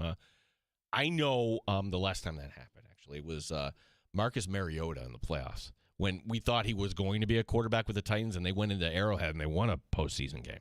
And then the funny thing about that, Tim, Mike Mularkey would later get fired. Hey, that's just the way it goes sometimes. Yeah. But you win a playoff game, you're not good enough. Out. Nobody cares about your fantasy team. However, it was brought up multiple times last night on the broadcast. Chris Collinsworth brought it up, wondering how it was scored as it happened. And then in the postgame, Josh Allen himself said, "Oh, I started myself. That's cool." It was a pretty funny moment in the postgame with they were talking about how Collinsworth mentioned how excited he was about it being a double point. He's like, "Oh, that's how they scored it? That's cool. I started myself too." So, all right, Josh Allen cares about his fantasy team. Couple things. Collinsworth does not play fantasy football. And I could wonder, who gets credit for the touchdown? It's not Cooper. It's got to be Allen. Allen's actually the guy. And it's weird. It's a weird scoring where if you're in PPR, not to bore you, but Allen doesn't get the point for the reception. Right. He gets the yards, though. Gets the yards, and he gets the score, and he gets the touchdown pass. Second thing, and I didn't get to see, I'm not watching the broadcast last night. I was at the game, so good to know that Allen said that. His comedic chops are so underrated. He's quick. That's what you need if you have just the ad-libbing, just to come up with that after you compete and to come up with that line. Oh, good, I started myself. He's just messing with you. I don't know. It sounded sincere, and maybe he's just that good. He's just good at everything he does. He's like the one time where actually was laugh out loud was there's some random charity golf tournament in Sacramento, and it's the local yokel morning show. No offense to any morning shows, but that's how they came off in Sacramento. Like, hey, and we're going to go live now, and Joe Johnson is standing by with Josh Allen. And he goes like, Josh, we're live on the air. And Josh does you haven't seen this? No. Oh, you got to look that up. He looks into the camera, and all of a sudden becomes glazed, like, hey, I'm nervous, and then just kind of cracks up. He's like, no, I'm just messing with you. You know, like, it was totally funny. Funny guy. And gosh, we haven't even talked about this too. It's been such a big week here. Not too many players get engaged when they're on their bye week, but that's what Josh did. That's what he did. And Yeah. there was another funny moment in the post-game presser last night too. I don't remember who asked it, but somebody had asked, like, did you have a good bye week? And the answer was, yeah, it was fantastic. And they're like, just stop there. It's like, oh, okay. Like, we'll figure it out. We'll figure it out. Yeah, he's not going to talk about it much, and that's always kind of the line when it comes to talking things, players personal, but they put it out there. Steve, thanks for the call. Our phone number, 866-4FAN, 866-4326. And to hear Josh Allen last night say, all right, we want the 1 seed, and to hear Sean McDermott today say essentially this is the objective. I don't think we've ever had in this era of Buffalo Bills football where they've won divisions, but it's always come down to the end, right? There was 1 year it didn't, right? There was the COVID year in Denver, but where they won. It was mid-December, but they weren't going to be the 1 seed that year. The idea that you're openly saying this and it's not crazy. In fact, it's plausible the way, the Bills are playing and the way the Chiefs – you can't go on winning like this. You can't. You know, and I feel like I want to invite on Binkley just to argue with him because he will be steadfast and he represents all Chiefs fans in the idea that, well, this is a team that knows how to win. They make plays at the right time. And really? Block field goal, toe out of bounds, farting around against the Carolina Panthers. Overtime against the Buccaneers where the Buccaneers actually botched that up. Give me a break. They're finding a way to get it done, which you have to give them credit for, but they are absolutely exposable and beatable. I mean, the Bills just took care of business. The Bills are handling business the way that people probably expected the Chiefs to be doing this. Like a month ago, we were talking, are the Chiefs going to be able to go undefeated?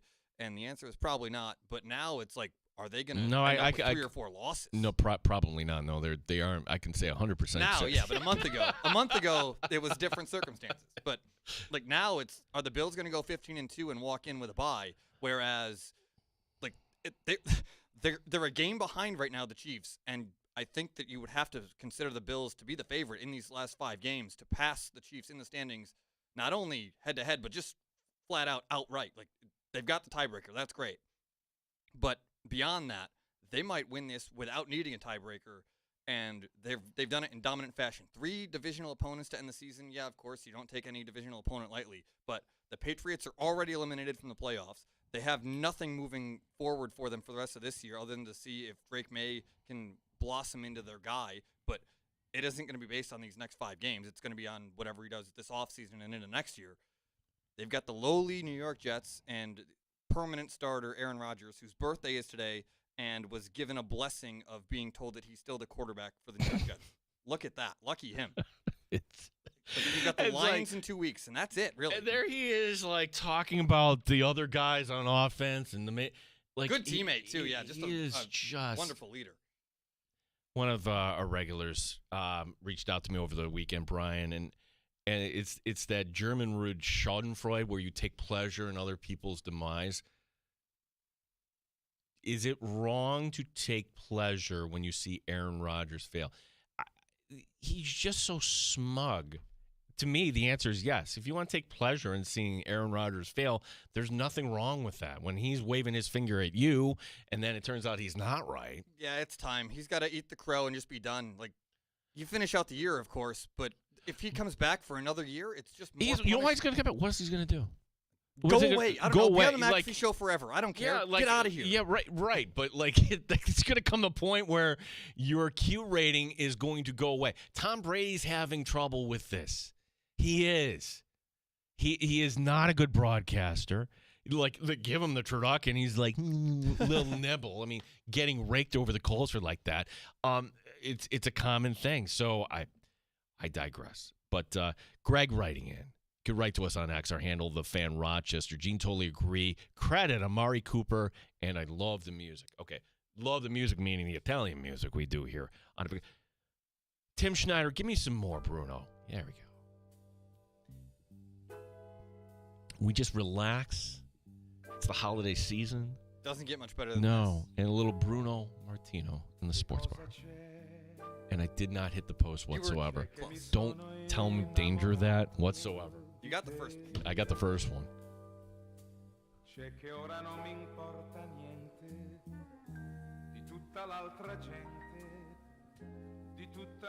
How come no music executive hasn't figured out we need to find the 2024 version of Bruno Martino? Maybe there is, Tim. We've got to get in touch with our local Italian legends and get some 2024 Italian cuts here on the sports bar. This the sports works. bar carousel. This totally works here. Where else but in Rochester, New York, would you get on a Victory Monday Italian music? The other topic we've talked about here in the sports bar, if you went to the game last night, kudos to you. I was wondering, okay, is this going to be a lot? Silly me for even wondering, are people going to come out? No, they came out last night. They were tailgating last night.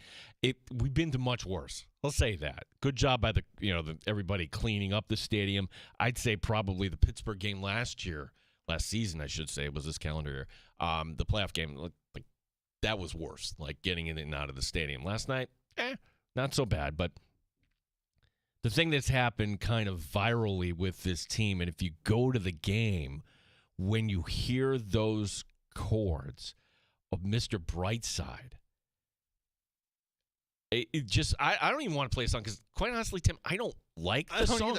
I don't like the song, but it works. It gets the people going, and that's what you've got to keep doing. It gets the players going. I think that's really the main function of it, is the players loved it. And once the players got into it, that incited 45,000 people to also get into it. Yeah, and now it's become, okay, when is the game in the bag? When is it in the bag? And when we talked to Nate Geary, okay, really, it was in the bag until Josh ran that 4th and 2. And you remember, there was like under 2 minutes. And then, okay, there's a timeout. Hit it, kind of thing. So last night, it came really early on that. And I think you're allowed to wonder, Tim, what would that be like in an AFC championship game? It would be similar to when Marshawn Lynch caused an earthquake in Seattle when he knocked off the Saints on that long touchdown run. I think that would be a similar decibel level in Buffalo, just to the song. Yeah. Like, that would be a moment that, like, you get all the Super Bowl highlights from 30 years ago. That song sets off, if this ends in 2 weeks later in a victory. Yeah. Like, that is an entire documentary with that song as the background for the entire 30 hours of whatever footage is cut. Like, that song becomes the anthem of Buffalo Bills football in perpetuity for the rest of forever. But even beyond the make you want to shout and the hey, all Mr. Brightside trumps all of those if they win a Super Bowl this year with that song as the opus. It's one of those things that has to happen virally. Like, big fun, like when the St. Louis Blues somehow got to Gloria. Laura Branigan, like I want to say she was a one-hit wonder. She's no longer on this planet. It's like some song from 1982, and the players took to it, and all of a sudden the Blues fan base, and hey, you win, you're going to play Gloria. The Avalanche with all the small things, which has now taken over all of hockey, I think. Right. But that's how it starts. It starts somewhere, and it becomes viral, and then people steal it and take it and make it theirs. And but Mr. Brightside is such a gloomy song, and they're showing the lyrics there. Like, she takes a drag, he's taking off her dress. Okay, yeah, okay, but hey, sing along. And I think both things can be true. Like, you could say you don't like the song, you could also have to acknowledge, hey, it kind of works here. People are having fun with it. Without the Destiny is Calling Me, I think that the song is completely lost within the lyrical content of it. It's a dark song, but within the context of where this team is right now, where they could end up, and the Destiny is Calling Me, plus the vibes that the roster gets from it, you've got to soak it in as a fan. Yeah. As Pete and others have pointed out, it's a song popular amongst millennials. Do you term yourself a millennial? I do not. This song was popular when I was in high school, and I did not like it, and I have come to appreciate it because it has staying power. I didn't like it then. I don't really care for it now. But look at what it's doing to the millennials on this roster. Like, the players love this song, and as a fan of the team, you have to love it back with them. If you're watching on YouTube or Twitch, we welcome you and wave to the camera here. And you'll notice, even though because we don't have a producer, it still lists you as Mike Danger. Yeah. So like Mike Danger, Browns fan. You're going Baker Mayfield and the Browns. No. This is Johnny Manziel. Oh. Okay. I can show you. I believe you. Okay, so. Because I hate myself. I'm going to ask you the question, and I'm going to probably regret asking, how many different Browns jerseys do you own? I don't know the actual number, but it is over 15, probably less than 25. What's the weirdest one you own? Cade York. Cade York, unquestionable. I have a Joe Flacco. I have an authentic OBJ. That worked out really well. I can't find that one. I'm very curious on where that ended up, but... Chris Spielman, who I don't think ever actually played a game with the original or the new original Browns. He did not. He was an expansion pick, but he never played because he was hurt. He had a neck issue. I remember that. I had a Spielman jersey, a Couch jersey, Braylon Edwards, Kellen Winslow. That guy is no longer. Wow, that is just Tim. There's hope for you. Maybe. Well, there was last year. This year we're in. If your owner can figure it out. Like, let football people make football decisions. How many years does he get to have to figure it out before he realized that he was not going to figure it out? Well, I would think that $250 million might say, hey, that was a really bad investment we made for Deshaun Watson. Tonight, I don't feel bad watching Browns football tonight because it's not Deshaun Watson. It's Jameis Winston, the quarterback that loves to have some fun. It's wrong. Yeah. We're going to go out there. I say that. I say we. As in Jameis, I can't do the voice. I can't do, but... Man, whatever his pregame speech is going to be, it's going to be something electric. So we're going to go out there. We're going to hope for the best. And we are so blessed to be able to play football in this type of weather. So, like, if the Browns win on Monday night, they've got to put Jameis on with SVP, right? Like, that's what you want. That's the combo you want tonight. It's him or Myles Garrett because Myles Garrett is going to probably eclipse the 200 sack something. Or it's a record of some sort that he's 1.5 shy of. He probably does it tonight. And if the Browns are victorious, it's Winston or Garrett. Maybe both of them. It'll be fun. But one will be goofy and the other will be an athletic superstar. And I'm hoping for the best in this one. Yeah. Hey, we got shots coming up here in the sports bar, Tim. All the stories we haven't gotten to here. Sabres, Amerks. College football was really good. If you're a Syracuse fan, you can be puffing your chest out. And, hey, Josh Allen got engaged. Must be nice to be Josh Allen. What did his ex say about this? It involves a post that's been since deleted. Of course. Yeah. We had time for your calls, too. 866-4FAN, 866-4326. It's a sports bar here in the Fan, Rochester.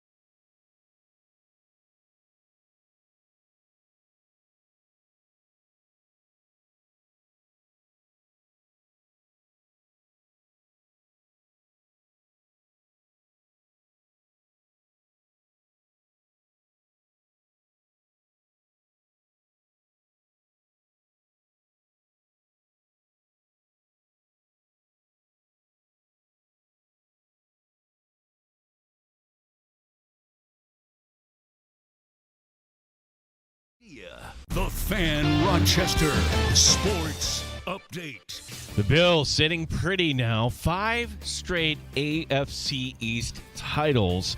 They wrap it up on December the 1st. Greg Rousseau reflecting on the success. It's the winning atmosphere here, the way dudes work here, the way coaches coach, the way everybody just buys into what's going on here. It's a special place. Bills 4.5-point favorites this week in Los Angeles against the Rams.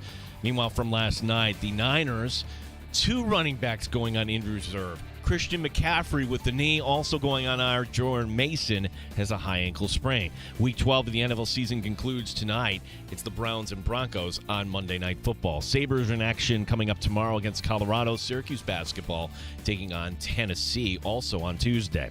Gene Battaglia in the Sports Leader, 95.7 FM and AM 950, The Fan Rochester.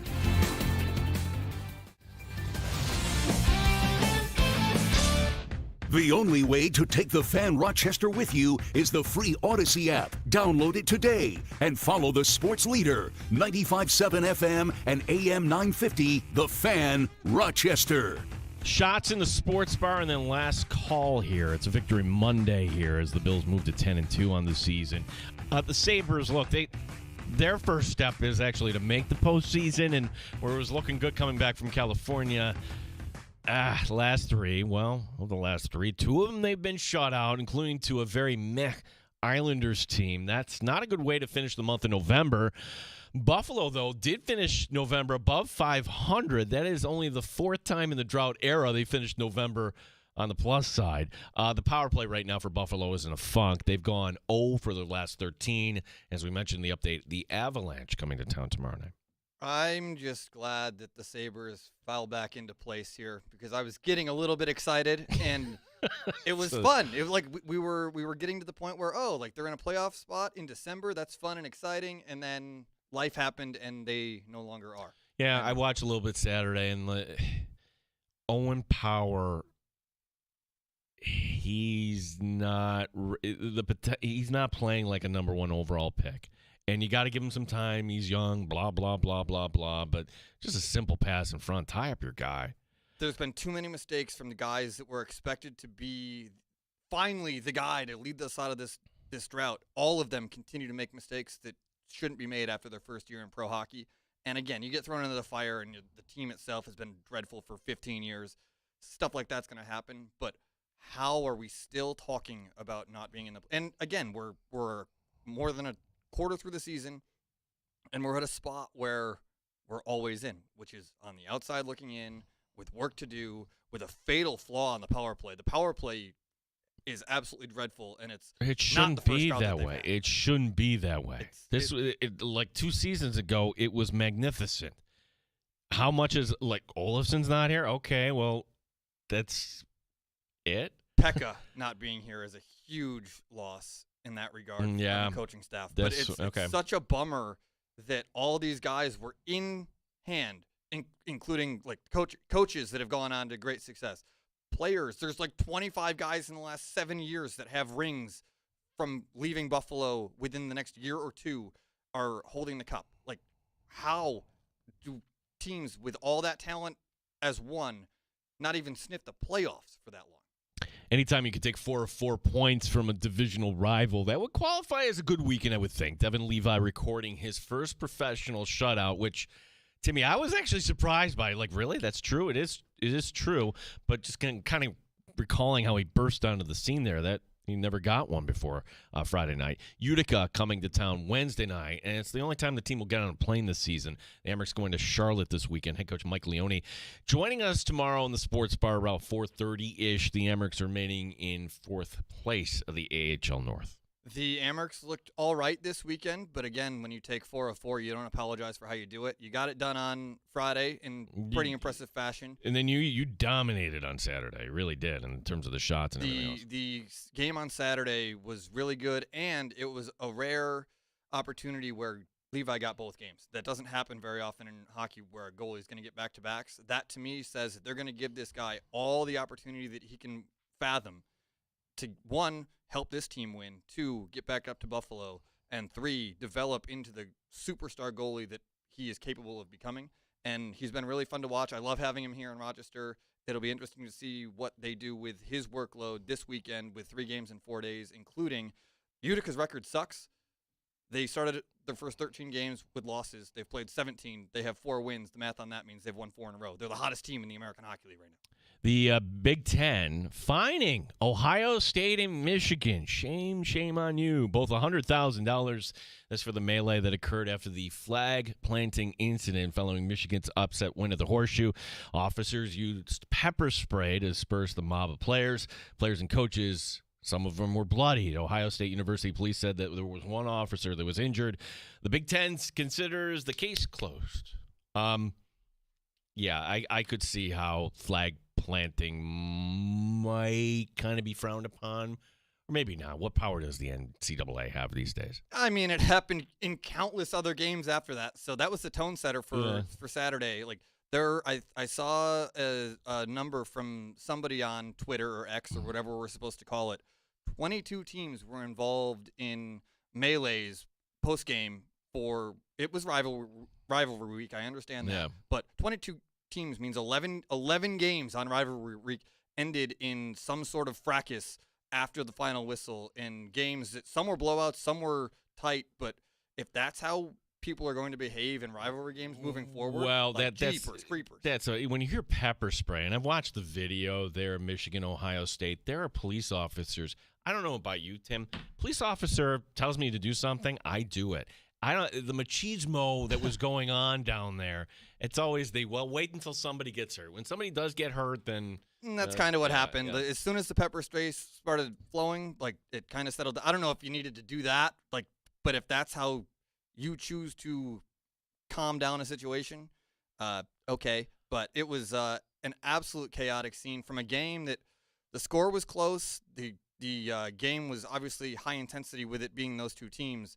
But that was the most exciting part of the game outside of the flaws that were executed across that 60 minutes of game.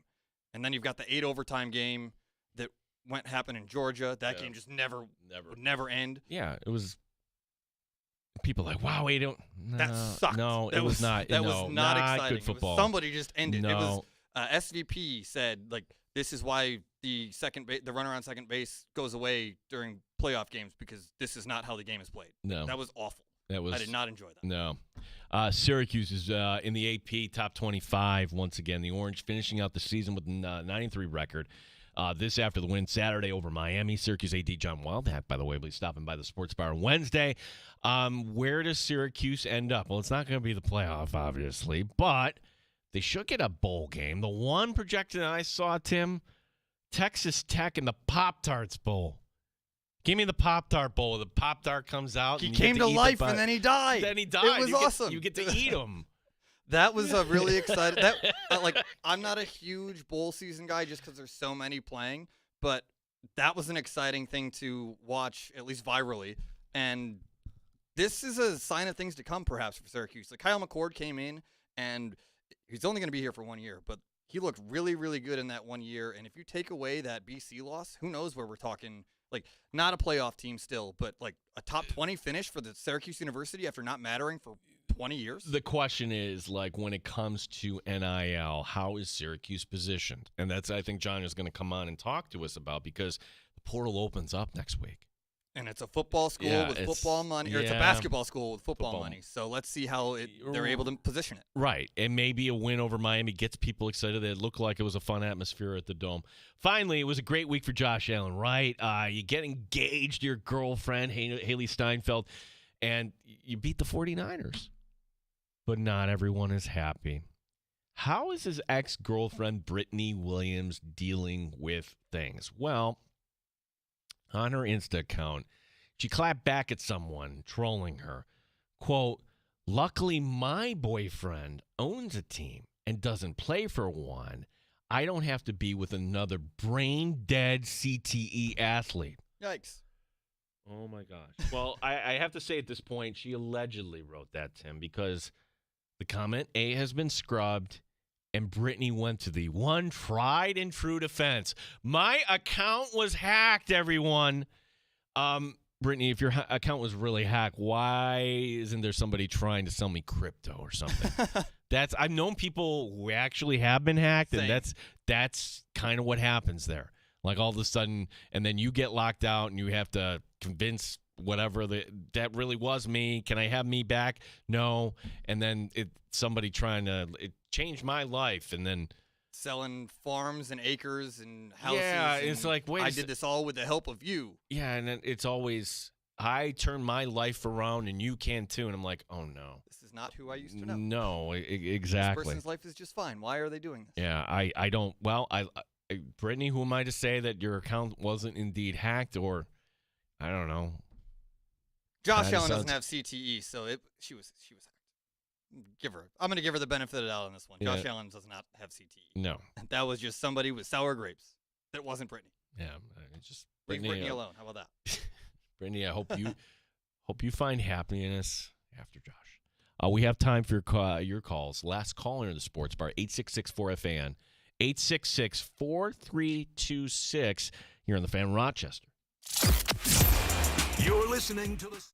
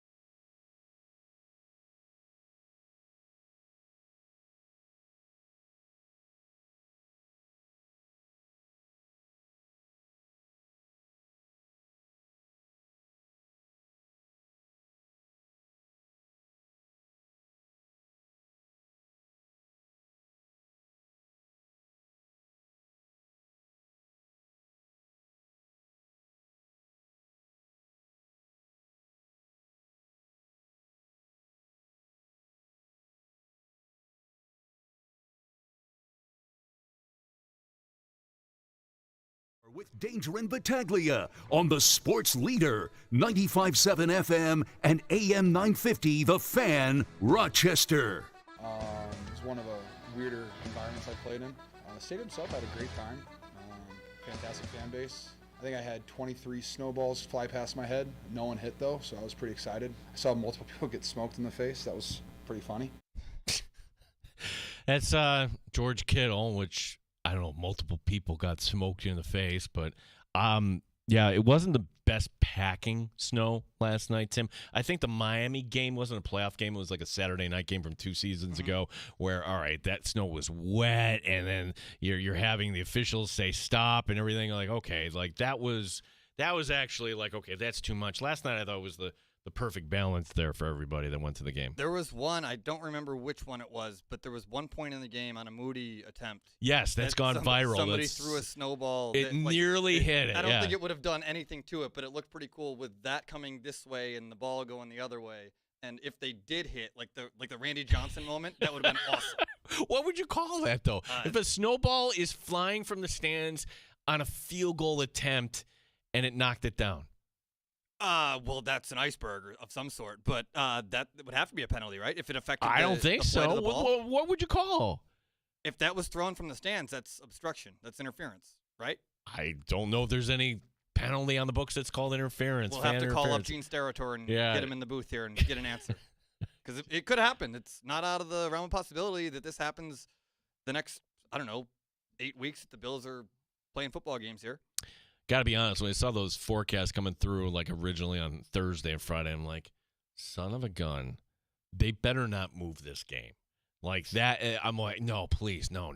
I don't want like Monday night. Let's just get this game in. And thankfully they did. And then there was somebody like setting off alarm, it could be thunder snow, and that would delay. I'm like, oh my gosh, there is nothing worse in sports than the lightning delay. Especially football, because you can't do anything until it's like long gone. Half hour. You just gotta sit there and wait 30-minute minimum from the last one. And if there's one, there's probably two. So every time the clock resets, it's like, oh man, we're going to be here forever. And it's like almost certain to not affect you, but like you have to err on the side of caution.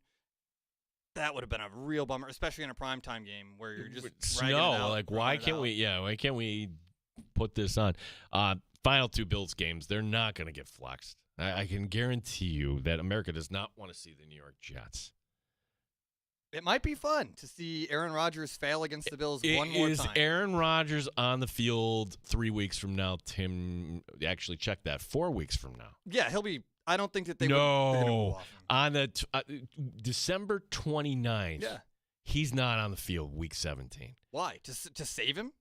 Or they'll come up. He'll come up with some BS excuse, hamstring or whatever it is. It'll be some season-ending injury for Aaron Rodgers. It'll be Tyrod that game. Okay, friendly wager on that. Deal. I'll friendly wager you on that one. Okay. I think that Tyrod gives them the best chance to win. So I do too. It might be the move. I do too. That's why I thought, wow, Ulbrich is actually. It's like. Everybody is being voted off the island. This is just fantastic.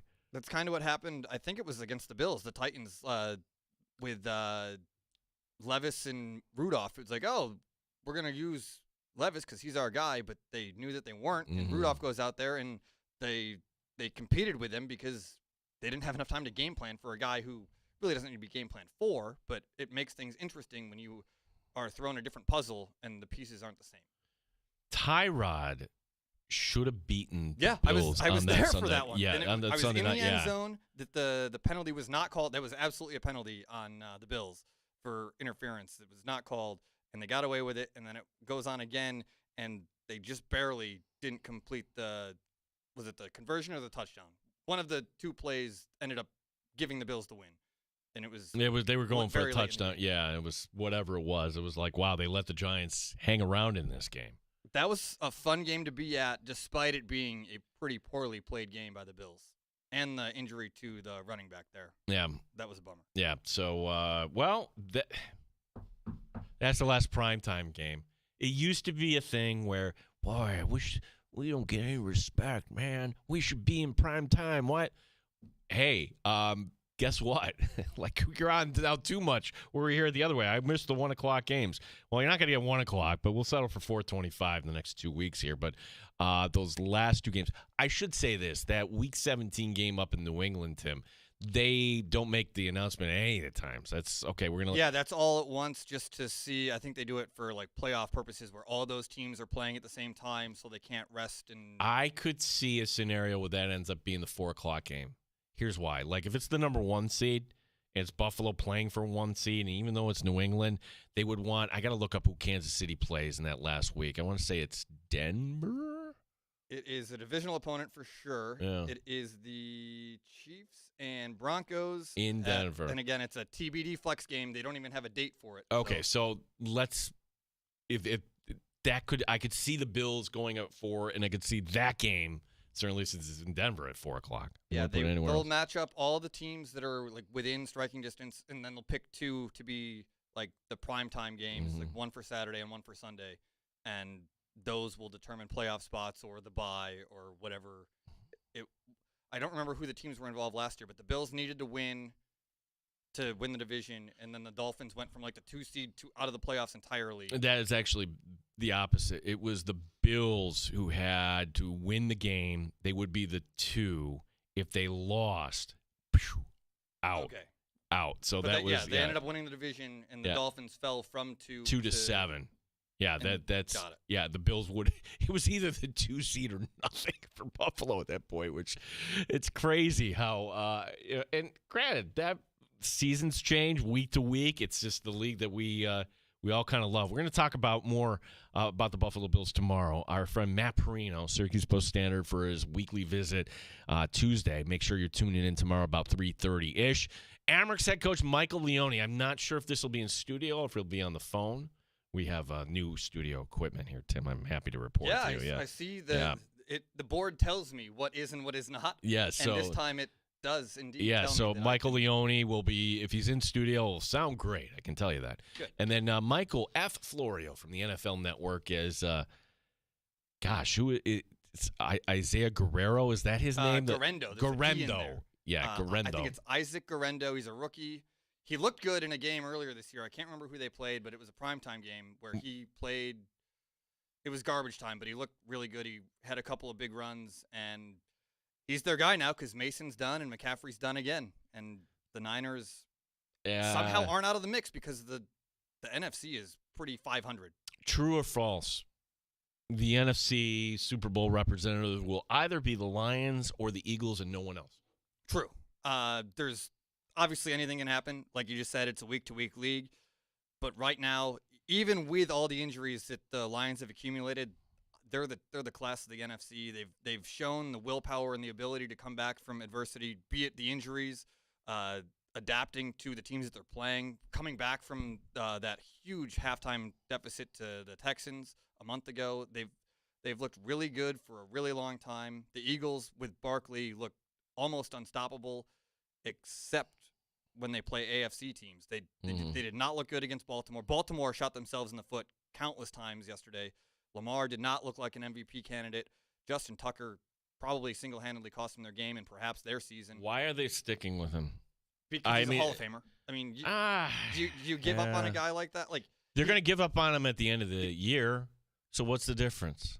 I guess, well, the difference is whoever you bring in has to be better, and you can't and you're answer not going to find. Yeah. I mean, we've wondered the same thing with Bass all season long, and when he needed to come through, he's come through. Unfortunately, Tucker can't say the same, but Tucker, I think, has been given enough with his career, like a long enough leash to where this kind of ends the way that he dictates how it goes, at least for this season. Whether they move on from him as a cap casualty next year, whatever. But like he's done enough in a Ravens uniform to deserve the opportunity to not get kicked to the pasture out here with a month to go in the season while they're in the playoff hunt. By the way, happy birthday, Aaron Rodgers. Yeah, 41 years old, now retired. Yeah. It's time. Appreciate you listening here to the Sports Bar. Timmy will be back tomorrow, unless you decide not to. You back in? I will be here for as long as you will have me. So all right, so I will be here. So we'll be having our guests. We will have more sports talk, and we'll be talking about I'm with you, Tim. I'm riding with you. The Browns. Let's go. Win tonight over the Denver baby. Broncos. Let's have it. We will be sending you off here to the JR Sport Brief. That's coming your way next. Danger off today. Thank you to Tim Schneider for filling in. Thank you for listening. My name is Gene Battaglia, and this is Rochester's only sports show, The Sports Bar, here on the Fan Rochester. You're listening to The Sports Bar with Danger and Battaglia.